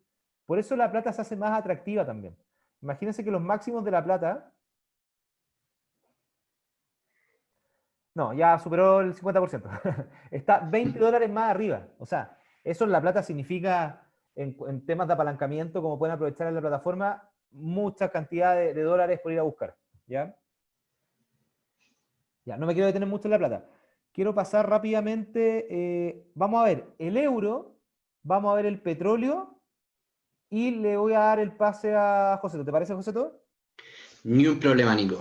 Y de ahí vemos algunos otros activos que ustedes quieran preguntar. Ya, euro. Miren, el euro lleva también esta directriz alcista de bastante largo plazo, una directriz alcista que mantiene desde mayo, donde se va apoyando varias veces. Pero a mí me llama mucha la atención, poderosamente la atención en el euro, esta figura de acá. Esta figura de acá, que justo yo marco donde tiene un doble apoyo, en los 1,19, eso para mí es una especie de doble techo. ¿Ya? Ese doble techo podría indicar un cambio de trayectoria. ¿Qué ocurre? Que efectivamente la zona euro, lo primero que tenemos que entender es que el euro y el dólar index por lo general se mueven de manera inversa. ¿Por qué? Porque el dólar index, obviamente, no podemos comparar una divisa con nada, tenemos que compararla contra algo. El dólar index generalmente se compara contra otros pares de divisas majors y dentro de esa comparación un 57,6% la compone el euro. ¿ya? Por lo tanto, por eso tienden a tener movimientos opuestos. La gran caída del dólar index a nivel mundial ha fortalecido por un lado al euro.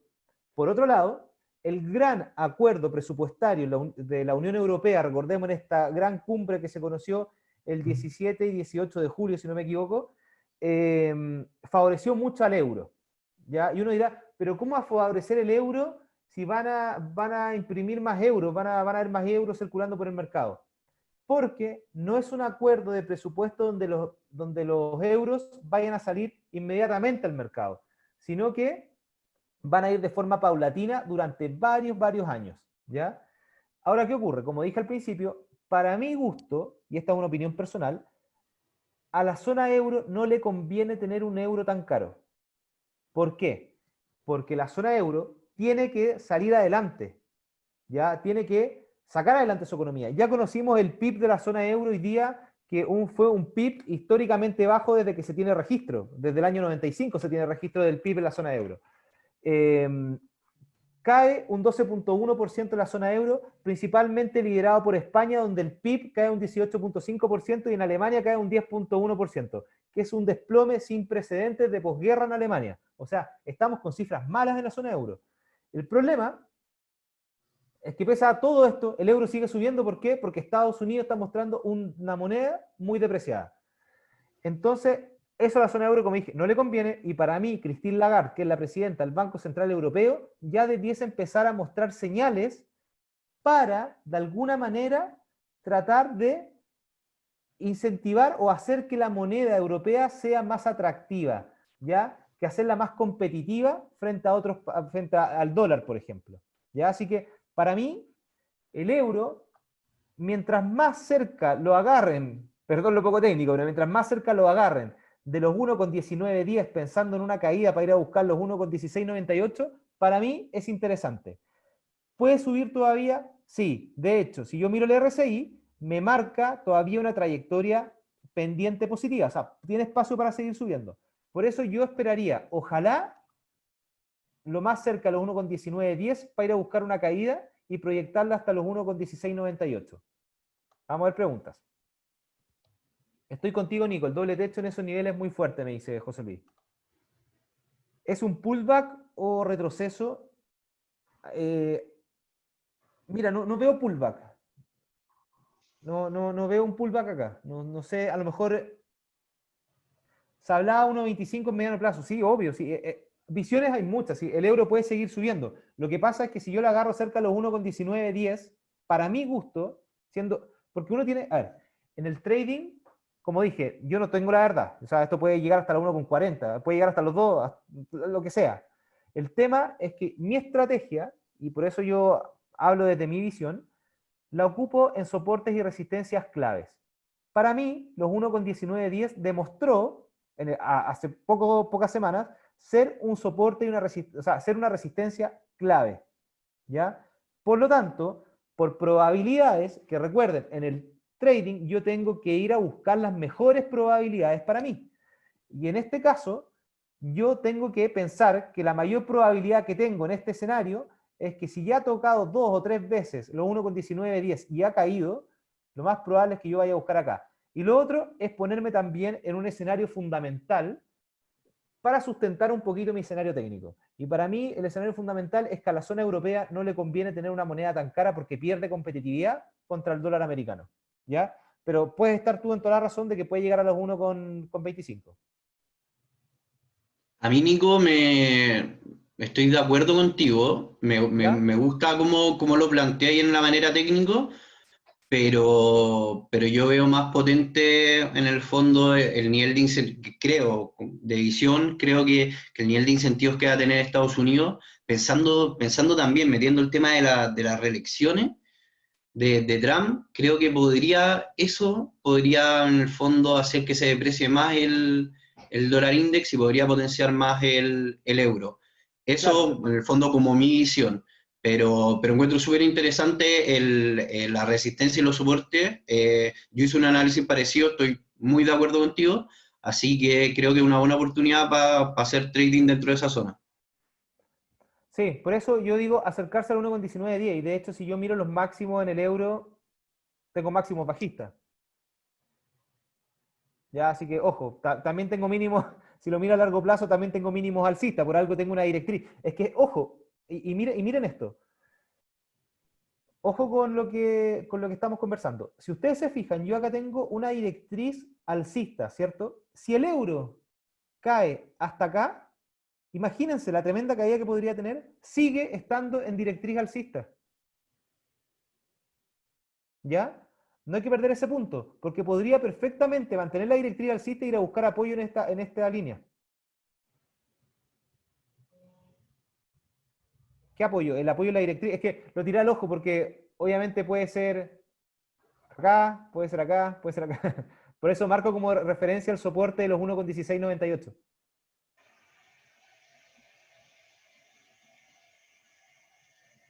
¿Ya? Eso con el euro. Vamos a pasar al WTI y te doy el pase para que tú hables del dólar peso, que yo sé que están esperando eso también. Mira, Vale, Nico.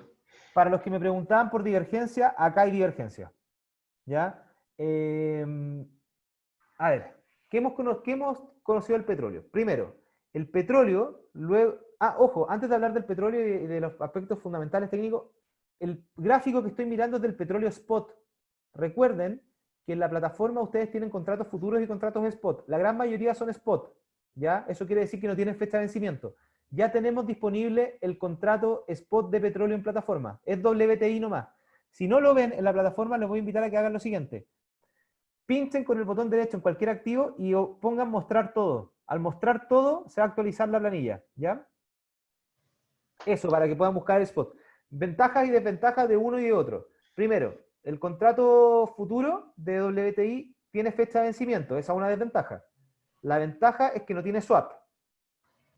Las ventajas del WTI Spot es que no tiene fecha de vencimiento. Por lo tanto, pueden dejar una operación más a largo plazo. La desventaja es que tiene a la compra swap negativo. Es decir, si ustedes compran petróleo, les va a cobrar un swap diario por mantener la operación abierta de un día para otro. Recordar que el swap es a las 6 de la tarde. Pero si se venden en petróleo, el swap es positivo. Es decir, hay un abono por dejar la operación abierta de un día para otro. Eso para que lo consideren. Petróleo, para mí, interesantes niveles desde el punto de vista, primero lo voy a ver desde el punto de vista técnico y después voy a ir a lo fundamental. ¿Ya? Acá yo tengo como ciertas cosas que se contraponen entre lo técnico y lo fundamental. Por eso siempre prefiero privilegiar lo técnico.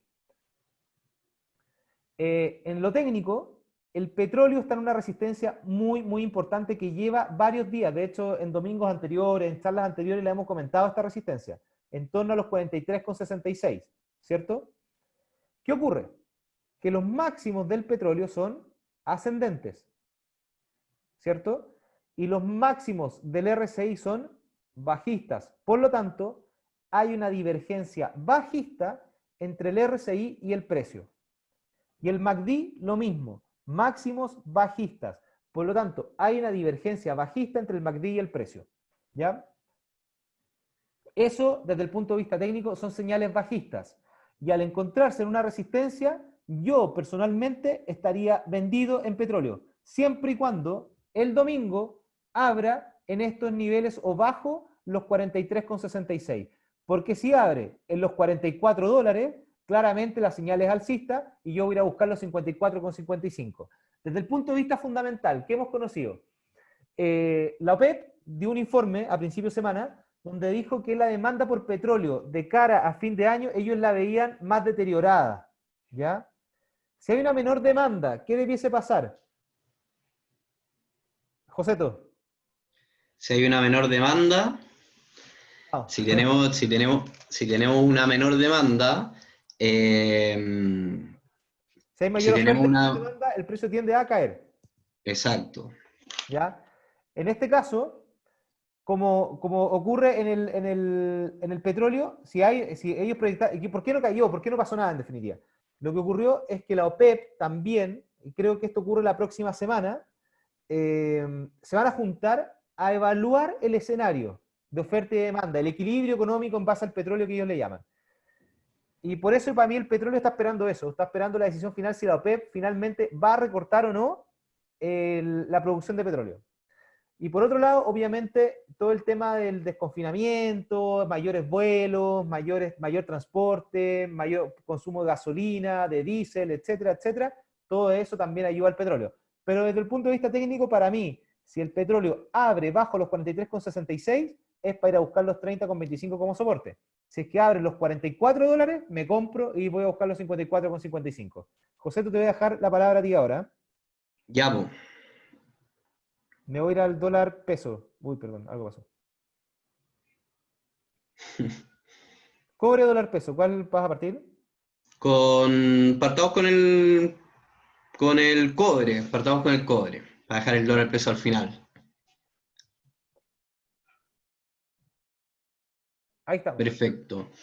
Ya, un poco lo que vimos con el cobre, antes de partir al gráfico mismo, quería comentarles un poco lo que vimos en la semana con el cobre. Primero entender que el cobre es muy dependiente de lo que vaya pasando en China. ¿Por qué?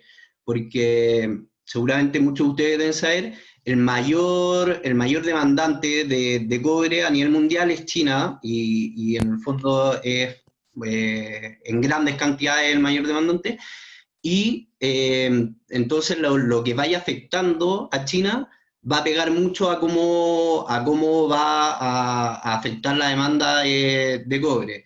Entonces, ¿qué pasó en la semana? Tuvimos datos de China.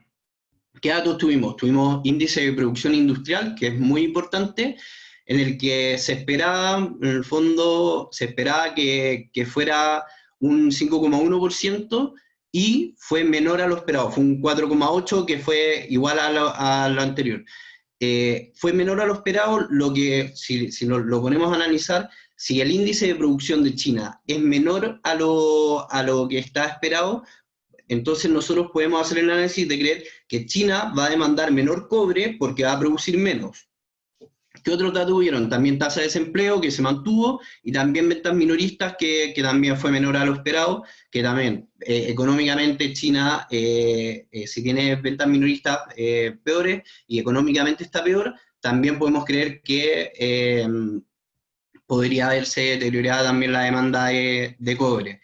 Entonces, ¿qué es lo que podemos ver un poco también en un tema más macroeconómico? Podemos ver también a China con Estados Unidos en una guerra comercial que el año pasado pudimos ver la guerra comercial con acuerdos. Después de la pandemia vimos que el acuerdo ya no era un acuerdo tan firme, y ya vemos peleas nuevamente entre Trump y el gobierno chino, en el que eso causa mucha incertidumbre y que podría generar también un deterioro en la demanda de cobre. Entonces, analicemos un poco los precios que estamos dando y la tendencia que estamos teniendo.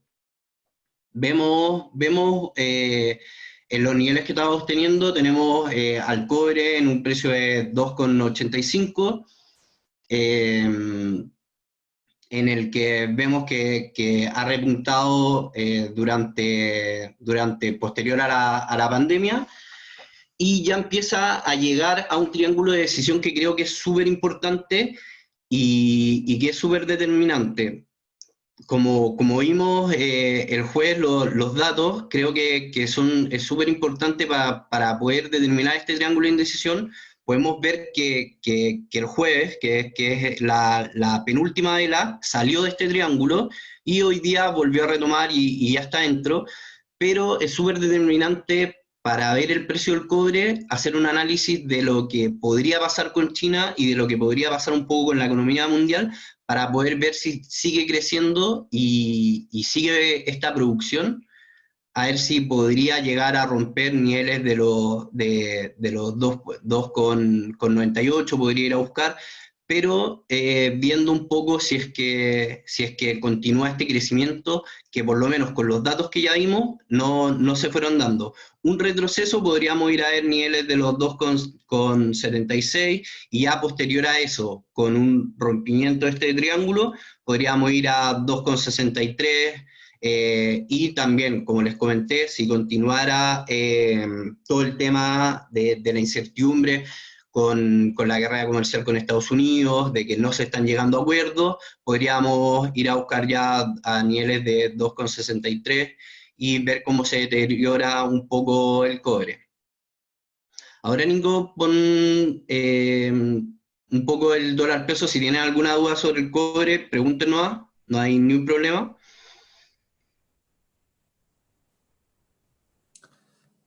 Vamos al dólar P. Ahí, Nico, cualquier comentario o acotación, anda comentando, ningún problema tampoco. Sí, no, es que el cobre estoy de acuerdo contigo, o sea, el cobre va a depender en gran medida de lo que ocurra entre China y Estados Unidos. Recordemos que las tensiones entre China y Estados Unidos no están solucionadas todavía, es un tema que se ha dejado un poco de lado porque lo que está llamando más la atención es el tema del acuerdo en el Congreso, pero, pero China, ojo, que hoy día mostró ciertos datos positivos, pero también un poquito, ya desacelerando un poquito el tema de la economía. Pero de todas maneras, si siguen con datos positivos, sobre todo en China, y vemos que sobre todo el coronavirus se siguen conociendo más avances, recordemos que el cobre está ligado al ciclo económico y eso podría mostrar también un renovado impulso para el metal. Exacto, hay que estar muy atento a lo que vaya pasando con China y yo creo que también es fundamental un poquito más más a mediano plazo, a corto mediano plazo, estar atento a lo que vaya pasando con Estados Unidos y China. Sí, y acá Héctor hace un comentario interesante, dice MACD bajando por fuera del histograma. Sí, estoy de acuerdo contigo. Por eso es que lo que pasa es que lo que te están mostrando los indicadores es lo que te está mostrando Joseto en el gráfico, ¿ya? Te muestra que hay un triángulo de indecisión. Y un triángulo de indecisión que genera que no sabéis para dónde va la cosa. O sea, se va a estar moviendo lo más probable entre estos niveles. Entre los niveles que marcó Joseto. Entre esta parte superior del triángulo y lo más probable es que la parte inferior. ¿Cierto, Joseto? Exacto. Lo más probable es que se termine moviendo acá y cuando llegue un punto que puede llegar a este como vértice, acá ya puede saltar para cualquier parte y acá hay que estar atento. Si me compraría o me vendería una vez saliendo del canal, personalmente, José, no sé tú, pero yo no haría nada porque está entre soporte y resistencia, está justo en la mitad. Esperaría que toque un soporte o alguna resistencia para ir a buscar alguna operación. Exactamente, yo también estaría atento para mí un poco lo que es fundamental es ver cómo está China y ver lo que pasa un poco a nivel mundial. Y tener siempre en perspectiva lo del tema de Estados Unidos con China, lo de la guerra comercial, por cómo fue el escenario el 2019. Creo que ese también nos da una perspectiva de lo que podría ser también el 2000, bueno, terminando ya el 2020 y lo que podría acercarse el 2021. Entonces, podría ser mostrando un poco cómo se vendría este segundo semestre o lo que queda de segundo semestre para el cobre, una relación China-Estados Unidos. Ya, pero antes de que pase el dólar peso, yo quiero hacer un comentario. Un analista de no sé, BTG Pactual, dijo dio una entrevista en el diario financiero muy buena, encontré muy acertada, y él dice, plantea que en este momento él ya no está yéndose tanto por la especulación financiera en el sector tecnológico norteamericano, sino que él piensa que llegó el momento de los commodities. Y para mí, estoy totalmente de acuerdo con él. Yo creo que los commodities aún están muy castigados, el petróleo, el cobre, están muy, muy castigados. Y yo creo que pueden haber vaivenes en donde el precio va a mostrar ciertas correcciones y todo, pero la economía, los países, están mostrando números que van, que son más positivos. Ya vimos que Estados Unidos está mostrando cifras positivas, Europa dentro de todo también, hay ciertos países que ya incluso están saliendo. Algunos han dicho que ya declararon el fin a la pandemia, vemos la vacuna en Rusia y una serie de cosas que están pasando, y todo esto para mí ya debiese empezar a cobrar impulso en ciertos commodities. Eso quería dar como opinión. Dale, José. Buenísimo, Nico. Bueno, y hablando un poquito del dólar peso, de un poquito la estrella de la noche, le gusta harto, yo sé, a los clientes. Bueno, el dólar peso a muchos nos ha dado buenas pasadas, a veces nos da malas pasadas, pero tenemos que entender que en el fondo somos traders, el dólar peso nos da oportunidades y tenemos que ser capaces de aprovechar estas oportunidades, y hoy día nos está dando oportunidades para poder entrar al mercado y aprovecharlas. Antes de entrar de lleno al gráfico, quería hablarle un poco de tres cosas que yo creo que son fundamentales para mirar el dólar peso. Una es un poco lo que hablaba Nico anteriormente, que es el dólar index, un poco el dólar a nivel mundial. Siempre fijarse en el dólar index porque primero es un muy buen, es un instrumento, pero se puede ocupar como indicador y nos va a dar un poco esta relación de cómo se está apreciando, deteriorando el dólar frente al mundo. Y vemos, por ejemplo, si vemos hoy día, como lo mostró Nicolás, al dólar depreciándose, podemos creer que el dólar contra el peso chileno podría bajar. Tenemos esa perspectiva, ese factor que está influyendo en el dólar, en el precio del dólar peso. ¿Qué otro factor podría influir? El cobre. Como seguramente ustedes deben saber, el dólar peso está muy relacionado al precio del cobre. Si el cobre sube, el dólar baja y de la misma forma al revés. Entonces, eso también influye. Entonces, también tenemos que estar atentos a datos de China, a ver cómo se comporta el cobre para tomar decisiones. Ahí ya tenemos dos factores que son muy importantes. Y el otro factor que yo creo que desde el año pasado, desde octubre hasta ahora, ha tomado mucha fuerza, es el ambiente a nivel nacional. Cómo se está comportando cómo estamos a nivel nacional, cómo estamos tanto económicamente, cómo se está tomando algunas medidas políticas, cómo se está comportando el país. Entonces tenemos que tomar estas tres medidas que creo que son súper relevantes. Creo que hoy día el tema del ambiente interno pesa mucho en la tendencia o perspectiva que podría tener el dólar peso. Entonces tenemos que ir viendo cuál es de los tres factores va a ser el que pesa más. Entonces, después de eso, podemos meternos a ver un poco las tendencias y cómo puede ir avanzando el dólar peso hacia la próxima semana y hacia las oportunidades que nos puede dar ya el lunes cuando abra el mercado. Podemos ver que veníamos saliendo de una tendencia bajista por todo el tema de la AFP, lo que vimos hace un tiempo, cómo se descontó ese tema en el precio, y luego de eso vimos cómo se hizo una ruptura de esa tendencia y ya empezó a subir el dólar y lo pudimos ver dentro de volver a los 800. Y durante esta semana lo vimos alrededor de los 786 y 799 y 800 prácticamente. Entonces, creo que es súper importante tener claro los soportes y resistencias para poder hacer un buen trading dentro del dólar peso. Hoy día el dólar peso cerró en 7,98, 7,99, tengo entendido, y es súper importante para el día lunes tener claro que, por ejemplo, si es que abre el dólar peso arriba de los 800, tener claro de que podemos ir a buscar una oportunidad de trading y yendo a buscarlos, por ejemplo, 808 sería una buena oportunidad como primera meta. Dentro de esos trading es fundamental poner bien los stop loss y fijarse en los soportes. Si entro cercano a los 800, que es un soporte, poner un stop loss abajo de los 800. Idealmente podría ser un stop loss acotado. Si, por ejemplo, ya me estoy alejando de los 800, ir fijándome en la resistencia y cómo van rompiendo esa resistencia.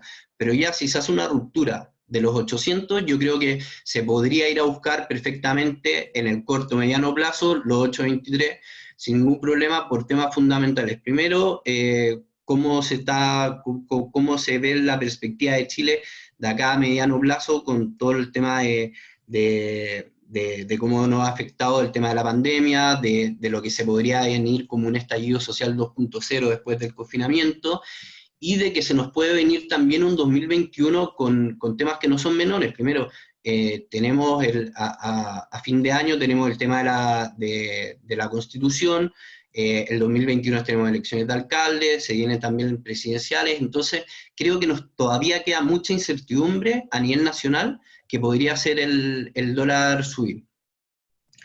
por el otro lado, tenemos un dólar que el lunes nos podría abrir abajo de los 800. ¿Cuál sería mi perspectiva? Tener mucho ojo en el soporte de los 7.85. Creo que es fundamental moverse dentro de esos canales, de los 7.85 a los 800, y de los 800 podríamos pasar a los 808 y después ir a buscar los 8.23 ya más a un mediano plazo o durante más días. Entonces, intentar de poner los stop loss abajo de la resistencia y siempre cuidando el capital de cada uno y no sobreapalancarse. Ahí, Nico, voy a ir viendo un poquito las preguntas. Ahí me han hablado harto. Muy bien.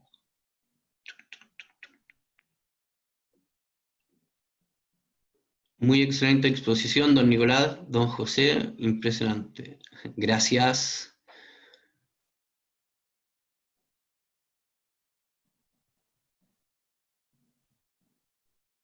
Buenos datos actuales, pandemia en Chile y el paso 2 de varias comunas en las reaperturas comerciales. A pesar del miedo del rebote, factor pandemia, ¿cuánto pesa o ya está descontado?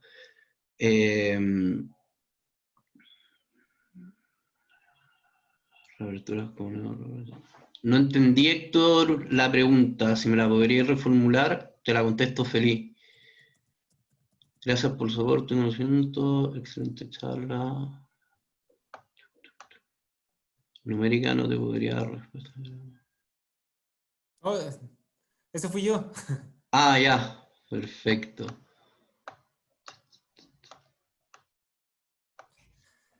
Oye, para apoyar Ya, un poquito tu teoría, mira, a mí el dólar peso la verdad es que me saca de mis casillas porque es difícil operarlo. Ha tenido mucha volatilidad y pónganse en el lugar de las empresas en Chile. O sea, ya ha salido en varios medios conocidos de que la gran volatilidad que ha tenido el tipo de cambio, un día 15 pesos más arriba, otro día 15 pesos más abajo. Ya, acá la única forma de hacer trading con el dólar peso para mí es buscar niveles claves, niveles de apoyo, y ahí entrar y poner un stop loss acotado y un take profit en el otro nivel de apoyo. Es la única forma. Lo más probable es que si equivoquen de 10 operaciones, se equivoquen 6, 7 veces. Pero si las 3 veces que acertaron tuvieron una relación riesgo-beneficio más alto, les puedo asegurar que su resultado neto al final va a ser positivo. El tema es que, claro, estamos en mucha volatilidad y uno dice, bueno, si dejo la operación abierta un día para otro, no me va a respetar el stop loss y el take profit. Puede pasar. Y puede pasar porque están estos gaps que salta. Por eso, para mí, ideal, a los que transan dólar peso, si no tienen una gran espalda o no están dispuestos a aguantar pérdidas tan grandes, los invito a que transen diario el dólar peso. Tiene tanta volatilidad intradía que basta esos pesos, esos pocos pesos, digo, pero esos pesos que se mueven para poder generar un ingreso extra en tu cuenta de trading, ¿ya? En cuanto a lo fundamental, estoy de acuerdo con José Do. Hay un tema que es el desconfinamiento en Chile. El dólar tuvo una gran caída, el dólar peso estoy hablando, el dólar peso tuvo una gran caída asociada a varios factores. Primero, el alza del cobre. Segundo, la caída del dólar index. Tercero, no olvidar lo de las AFP. Toda esta gran especulación que se hizo por la venta de dólares de la AFP también generó un impacto positivo del peso chileno frente al dólar. Si no es menor, el mes pasado, julio, la moneda chilena, el peso chileno, fue la moneda que más apreció en el mundo en relación al dólar. Lo hizo alrededor de un 8.3%. ¿Ya? ¿Qué ocurre ahora? El dólar vuelve a subir, para mi gusto, primero, porque lo que se especulaba que iban a salir a vender las AFP no fue lo que se pensaba. ¿Ya? Segundo, el Banco Central también hizo lo suyo, en base a herramientas. Tercero, vemos que vemos que por un lado el alza generalizada en el peso chileno, para mí en gran medida viene por el tema de la sobreespeculación que se hizo con la venta de dólares de la AFP. Ahora también hay que ponernos en el plano local. El 25 de octubre tenemos plebiscito. Todo este escenario en Chile para mí genera mucha incertidumbre, ¿ya? Obviamente, y además, si nosotros nos damos cuenta, están hablando sobre las bases del plebiscito, sobre los nuevos cambios a la Constitución, sobre las modificaciones que se podrían hacer las distintas clases políticas de nuestro país. Yo no he escuchado nada de eso. O sea, vamos a hacer un plebiscito para ver si aprobamos o rechazamos una nueva Constitución, y ni siquiera estamos sentando las bases de lo que vamos a hablar una vez que el plebiscito, por ejemplo, sea aprobado. No sé si ustedes están de acuerdo conmigo en eso. No, y un tema que no es menor, Nico, que ver hoy día políticas que salieron, por ejemplo, como el tema de la AFP, que son políticas que han salido súper rápido y todo, también genera un poco de incertidumbre y inestabilidad dentro de Chile, y que también con todo el tipo de noticias que vamos a tener, con el plebiscito que vamos a tener, que como tú comentas, hay mucha incertidumbre en ese mismo tema. No está definido cómo va a ser, tampoco está definido en el fondo cómo va a ser posterior a que sea el plebiscito, los tiempos. Así que creo que Chile hoy día está en un minuto de que lo que prima es la incertidumbre. Entonces, eso yo creo que es gran parte también lo que está llegando hoy día al dólar a los niveles que está. Sí, y lo otro, lo que hablamos, estoy bien, buen punto. Y lo otro, Joseto, es que no hay que olvidar que primero Chile viene arrastrando todo el tema del estallido social. Es decir, las consecuencias económicas post pandemia que pueda tener nuestro país pueden ser mucho más grandes. De hecho, hay un gran debate en torno a cómo se está evaluando la tasa de desempleo en Chile. Y yo, por ejemplo, ahí no estoy de acuerdo en cómo se evalúa la tasa de desempleo. Muchas de las personas que están quedando sin trabajo en este minuto, tú les preguntas si están buscando trabajo y lo más probable es que digan que no, porque piensan que están perdiendo el tiempo si salen a buscar trabajo. Esas personas que te dicen que no están buscando trabajo porque piensan que están perdiendo el tiempo se consideran como personas inactivas y no como personas desempleadas. Entonces la tasa de desempleo también tiene esta condición que nos ayuda mucho al escenario real de lo que está pasando con el empleo en Chile. Eso punto uno. Yo creo que va a llegar un punto en que vamos a empezar a conocer datos de desempleo reales en Chile.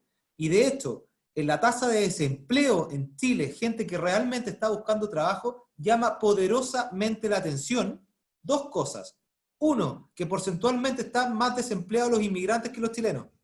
Solo ellos están buscando más trabajo que nosotros.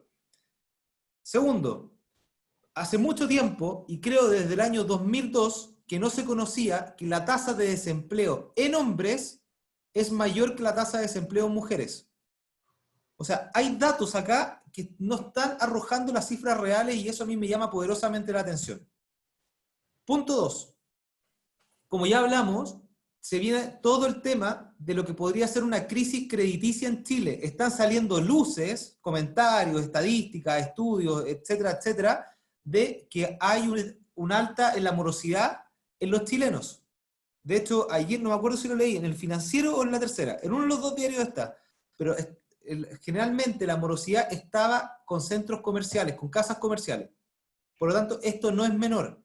También se conoció que la mayor cantidad de plata de la AFP, y respóndanme ustedes, o José, el que lo haya leído, ¿en qué se está gastando la plata Chile? El 10% de la AFP.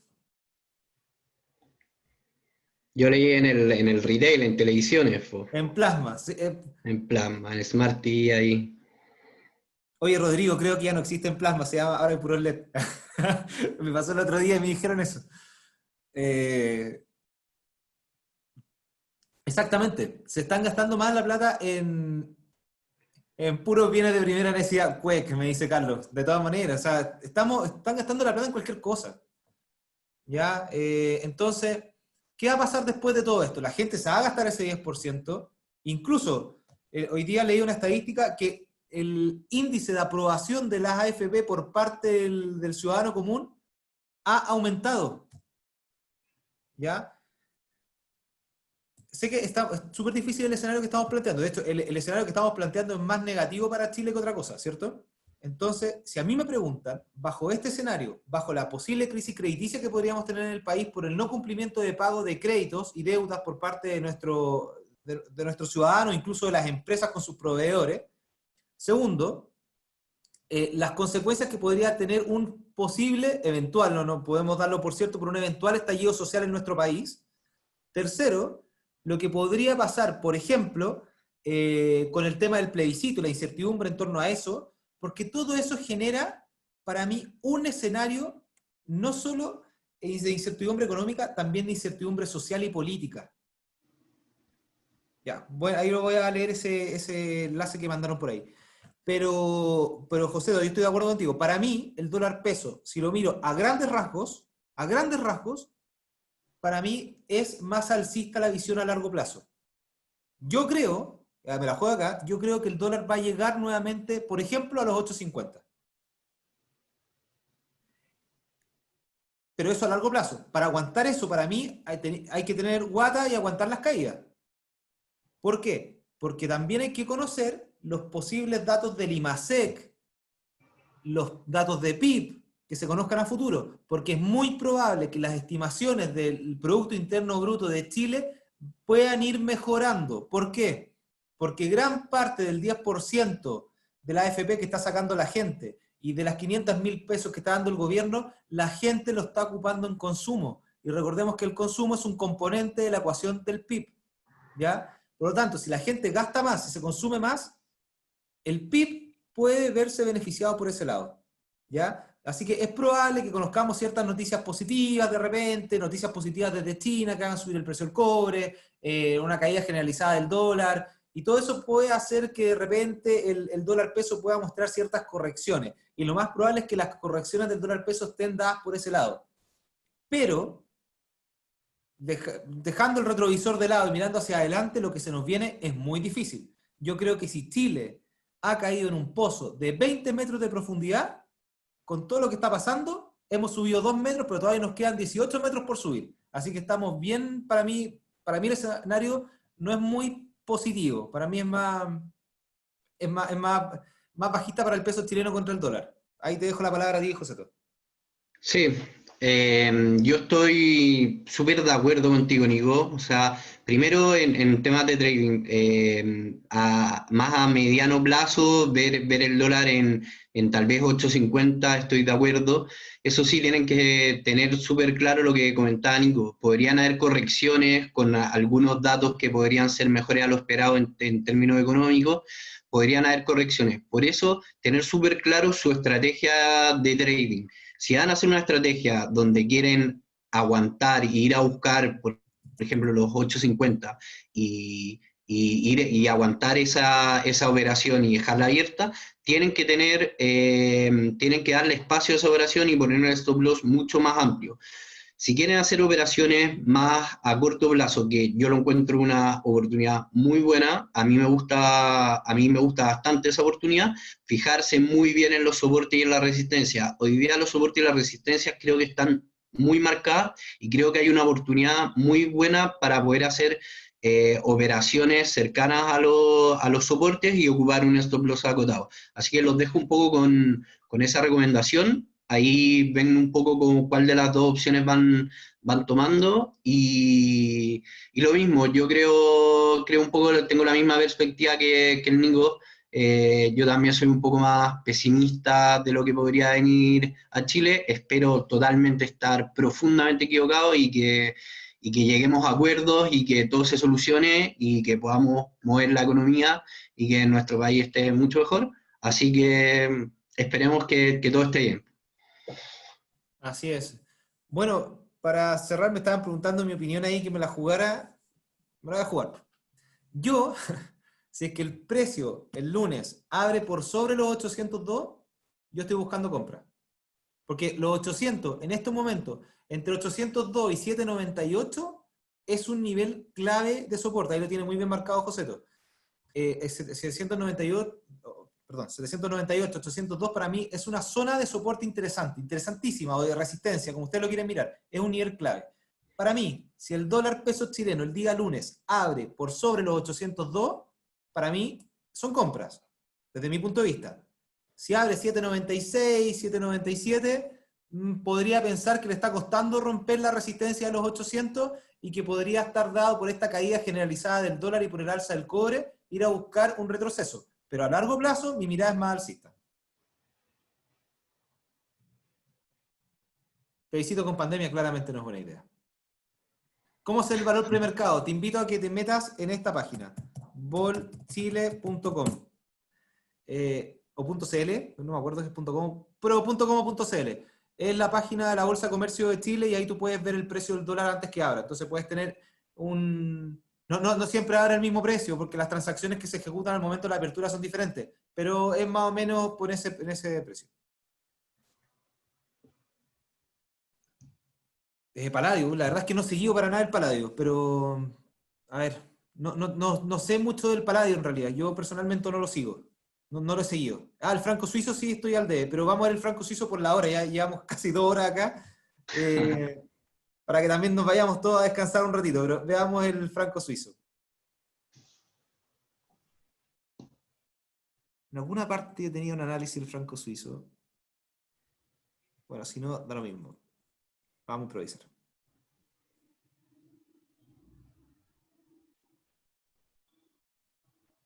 Ya. Miren el franco suizo. Voy a ir a un gráfico semanal. ¿Por qué? Porque está bastante bajo. Miren este nivel. Miren lo que voy a marcar ahora.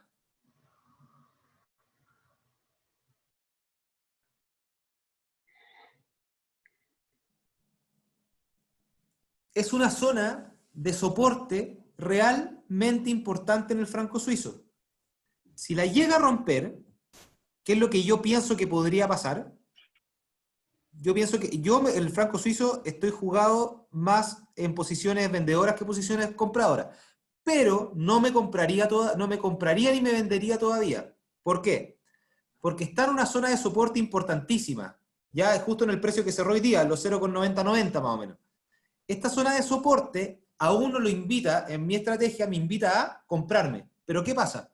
Si yo miro el RSI está con pendiente positiva recién tratando de romper los 30 puntos a la baja. Y eso para mí es señal vendedora.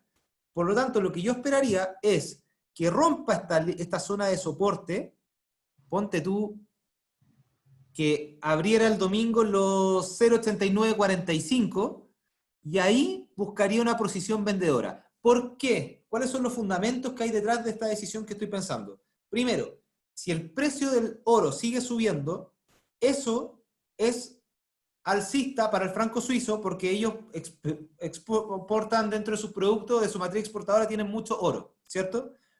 Y por otro lado, es bajista porque el dólar index a nivel global está cayendo muy fuerte. Entonces, esa caída del dólar index por ambos lados pueden hacer que el par de divisas, dólar contra el franco suizo, puedan mostrar cierta caída. Boris, sabía que si estaba Boris me iban a preguntar por las aerolíneas.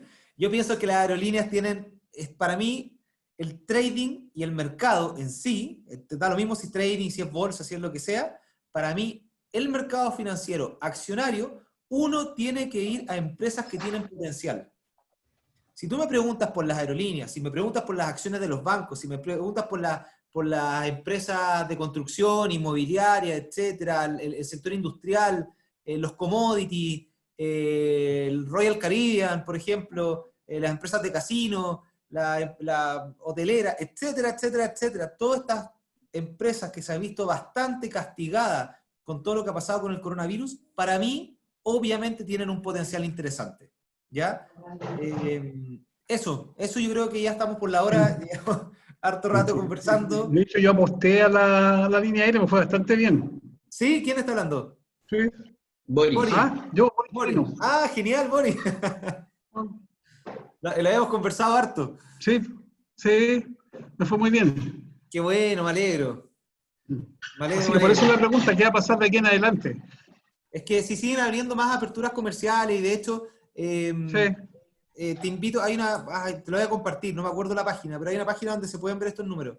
Pero hay proyecciones de que los vuelos comerciales van a ir subiendo en el tiempo. De hecho, hay varias aerolíneas que ya están con vuelos de pasajeros en Latinoamérica, que no había antes eran puros vuelos de carga. Así es, gracias. De nada, muchas gracias a ti. Eso, un abrazo a todos y cada uno de ustedes. Gracias, Joseto, por tu ayuda. La verdad es que muchas gracias. Siempre muy claro tu aporte, así que te lo agradezco. Sumando Feliz, como siempre. Nico. Gracias por la invitación y feliz de haber estado con ustedes y de poder ahí conversar un poquito de mercado y ver un poco lo que iba a pasar en la semana y lo que pasó. Así que disfruten el fin de semana y nos vemos ya con un poco más de trading cuando abra el mercado. Eso. Excelente fin de semana a todos y por favor cuídense, ¿no? Porque estén desconfinando las comunas y todo el cuento. No hay que cuidarse mucho, ¿ya? Porque ya hemos visto en países europeos que la gente se descuida un poquito y empiezan a haber nuevos casos. Cuidémonos para seguir avanzando. Eso. Vale, gracias, chao, Chao. chao.